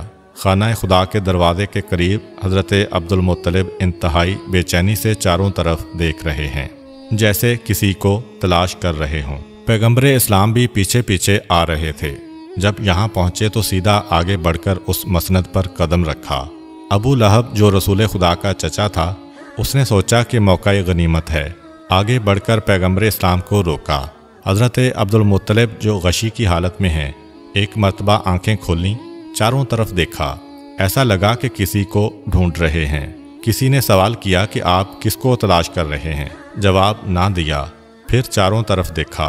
निगाह पड़ गई कि मेरा पोता आगे आ रहा है और अबू लहब रास्ता रोक रहा है। अगरचे बेहोशी के करीब हैं, ज़ुबान हरकत नहीं कर रही, मगर उस वक्त भी जलाल आ गया और इंतहाई सख्ती के साथ अबू लहब को डांट कर कहा कि ख़बरदार, आइंदा मेरे बेटे अब्दुल्ला की इस निशानी के किसी काम में दखल ना देना। सारा मक्का जनाब अब्दुल मुत्तलिब को देखने आया हुआ था। अबू लहब ने अपनी तौहीन महसूस की, मगर क्या कर सकता था, मजबूरन पीछे हटना पड़ा। हज़रत अब्दुल मुत्तलिब ने हुक्म दिया कि मेरे पोते को आगे लाया जाए। इसकी वजह से मैं बेचैनो बेकरार था। पैगम्बर इस्लाम आगे आए। जनाब अब्दुल मुत्तलिब ने अपने सीने पे सुलाया, कहा कि अब मुझे करार आ गया। हुक्म दिया कि कुरा डाला जाए कि अब मेरे बाद मेरे इस पोते की निगरानी कौन करेगा। कुरा डाला गया। हज़रत अबू तालिब का नाम आया। हज़रत अबू तालिब को मक्के की सरदारी भी मिली और इससे बढ़कर ये सआदत कि अब पैगम्बर इस्लाम उनके घर में परवरिश पाएंगे। एक मरतबा हज़रत अबू तालिब को आगे बुलाया और करीब बुलाकर वसीयतें की और सबसे पहला अहद ये लिया कि खुदा की कसम खाकर ये अहद करो कि अगर मेरे इस पोते पे किसी वक्त कोई मुसीबत का वक्त आया तो तुम अपने माल, इज़्ज़त, जान और औलाद तक को कुर्बान करने से गुरेज नहीं करोगे। अबू तालिब, जिनका तो ख़ुद एतकाद यही है, अपने वालिद से खाना खुदा के सामने कसम खा के ये अहद करते हैं। और इसके बाद दूसरी नसीहत कि बेटा, वैसे तो तुम्हें सबसे बचाना है मेरे इस पोते को, मगर ख़ास तौर पर यहूदियों से और कुरैश के हासिदों से होशियार रहना। हज़रत अबू तालिब ने अहद किया कि मेरी जानो औलाद से भी ज़्यादा कीमती है मेरा ये भतीजा। हज़रत अबू तालिब के हाथ में पैगम्बर इस्लाम का हाथ दिया। इसके बाद आवाज़ दी कि ए कुरैश वालो, क्या मेरा तुम पर कोई हक़ है या नहीं। सारे कुरैश ने कहा कि आपकी वजह से हम साहिब इज़्ज़त हो गए, आपकी वजह से सारा अरब हमारा एहतराम करने लगा, आपका हमारे जानो माल पे हक़ है। कहा, बस मेरे उस हक़ का वास्ता मेरे इस पोते की मदद करते रहना और इसके हुक्म की अताअत करते रहना। सारे कुरैश ने यकजुबान होकर कहा, हमारा आपसे ये वादा है। अब हज़रत अब्दुल मुत्तलिब चारों तरफ देखते हैं। हज़रत अबू तालिब सवाल करते हैं कि क्या बात है। कहा कि मैं दुनिया से जा रहा हूँ, मेरा दिल ये चाहता है कि मेरी बेटियाँ मेरे सरहाने हों और मुझ पर गिरिया करें और मैं इस दुनिया से रुखसत हूँ। कुरैश के दूसरे लोगों को ज़रा दूर किया गया। हज़रत अब्दुल मुत्तलिब की 6 बेटियां थीं, यानी पैगम्बर इस्लाम की 6 फुफियाँ थीं। उन सब को बुलाया गया। जनाब अब्दुल मुत्तलिब की बेटियां शायरी जानती थीं। हज़रत अब्दुल मुत्तलिब ने अपनी बेटियों से कहा कि मैं तुम्हारे गिरियावजारी के दरमियान इस दुनिया से रुखसत होना चाहता हूँ। एक एक बेटी अपना लिखा हुआ मरसिया पढ़ती है। हज़रत अब्दुल मुत्तलिब को सुकून आता जा रहा है, यहाँ तक कि 6 बेटियों ने अपने मरसिये ख़त्म किए। हज़रत अब्दुल मुत्तलिब ने पैगम्बर इस्लाम की पेशानी को बोसा दिया जो दादा के सीने पर लेटे हैं, और हज़रत अब्दुल मुत्तलिब इस दुनिया से रुखसत हो गए। तारीख़ ये बताती है कि सारे मक्के ने सही मानों में हज़रत अब्दुल मुत्तलिब का सोग मनाया। हज़रत अब्दुल मुत्तलिब की वफ़ात के बाद पैगम्बर इस्लाम अपने चचा अबू तालिब के घर में मुंतकिल हो गए। हज़रत अबू तालिब को मक्के की सरदारी भी मिल गई और पैगम्बर इस्लाम भी हज़रत अबू तालिब के घर आए। हज़रत अबू तालिब के घर पैगम्बर इस्लाम जब तशरीफ़ लाए तो हज़रत अबू तालिब उस इज़्ज़त व एहतराम का अभी से मुज़ाहिरा शुरू कर देते हैं कि जो आम मुसलमानों ने ऐलान रिसालत के बाद शुरू किया। अपने बिस्तर पे साथ सुलाते हैं, एक ही लिहाफ में साथ रखते हैं ताकि किसी दुश्मन का हमला ना होने पाए। घर में ख़ास तौर पर हुक्म है कि जब तक मेरा भतीजा खाने के लिए दस्तरखान पर ना बैठे, खबरदार कोई घर वाला खाना नहीं खा सकता। सारे का सारा खाना पैगम्बर इस्लाम पर मुनहसर है। यहाँ तक कि तारीख़ों में है कि अगर किसी दिन पैगम्बर इस्लाम का खाना खाने का दिल नहीं चाहा तो अबू तालिब का हुक्म होता कि आज मेरे घर में खाने का दस्तरखान ही नहीं बिछेगा, सब फाका करें, ये मुझे कबूल है, मगर ये बर्दाश्त नहीं कि मेरे भतीजे के हाथ डाले बगैर किसी खाने को इस्तेमाल किया जाए, क्योंकि जब मेरा भतीजा किसी खाने में हाथ डालता है या मस करता है तो बरकत ही बरकत हो जाया करती है। इधर अबू तालिब के ये अहकामात हैं उधर उनकी ज़ौजाए मोहतरमा जनाब फ़ातिमा बिनते असद भी कहती हैं कि मैंने मुसलसल मौजज़ात पे मौजज़ात देखे। फरमाती हैं कि हमारे घर में खजूर का एक सूखा हुआ दरख्त था। एक दिन रसूल खुदा मकान के सहन में दाखिल हुए। सहन में आकर किसी काम से दरख्त के करीब रुक गए। दरख्त पे हाथ रखा। जैसे ही दरख्त पर हाथ रखा तो दरख्त में ताज़ा खजूर पैदा हो गए। दरख्त सूखा है, सरसब्ज नहीं हुआ, मगर खजूर पैदा हो गई। जनाब फ़ातिमा कहती हैं कि अब के बाद उस दरख्त का ये तरीका हो गया कि दिन में कम से कम एक मरतबा उसमें खजूरें ज़रूर आया करती थीं और मैं उन खजूरों को तोड़कर अपने घर वालों को खिलाया करती थी। एक दिन ऐसा इत्तफाक हुआ कि उस खजूर के दरख्त ने नागा कर दिया और खजूरें नहीं दीं। अब परेशान, क्योंकि आदत पड़ गई थी।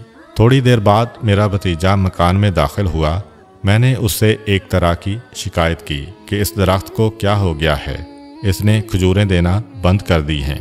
इतना सुनना था कि मेरा भतीजा आगे बढ़ा और दरख्त के करीब पहुंचा।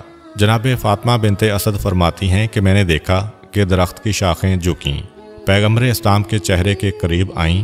पैगम्बर इस्लाम ने उसे कुछ कहा तो उसमें ताज़ा खजूरें आ गईं और मेरे भतीजे ने कहा कि चची, अब इसके अंदर खजूरें ना होने की कभी आपको शिकायत नहीं होगी। बस ये कहकर मेरा भतीजा तो आगे बढ़ गया।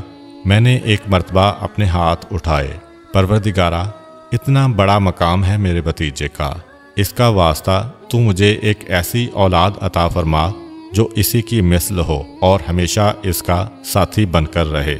जनाब फ़ातिमा बिनते असद कहती हैं कि जब मेरे घर में मेरा चौथा बेटा पैदा हुआ, जिसका नाम हमने अली रखा, तो मुझे यकीन था कि ये ज़रूर उस दिन की दुआ का नतीजा है जो मैंने पैगम्बर इस्लाम के मोजज़े को देखकर मांगी थी। अब पैगम्बर इस्लाम इस घर में इस अंदाज से रह रहे हैं कि अबू तालिब बाप जैसी मोहब्बत दे रहे हैं और फ़ातिमा बिनते असद वाक़ईन माँ बनकर पैगम्बर इस्लाम की परवरिश कर रही हैं। उम्मीद करता हूँ कि आपको आज की वीडियो अच्छी लगी होगी। अगर आपको हमारी वीडियो अच्छी लगी है तो वीडियो को लाइक करें और मज़ीद इस तरह की वीडियोस देखने के लिए हमारा चैनल सब्सक्राइब कर लें। मिलते हैं नेक्स्ट वीडियो में। इजाज़त दीजिए। अल्लाह हाफ़िज़।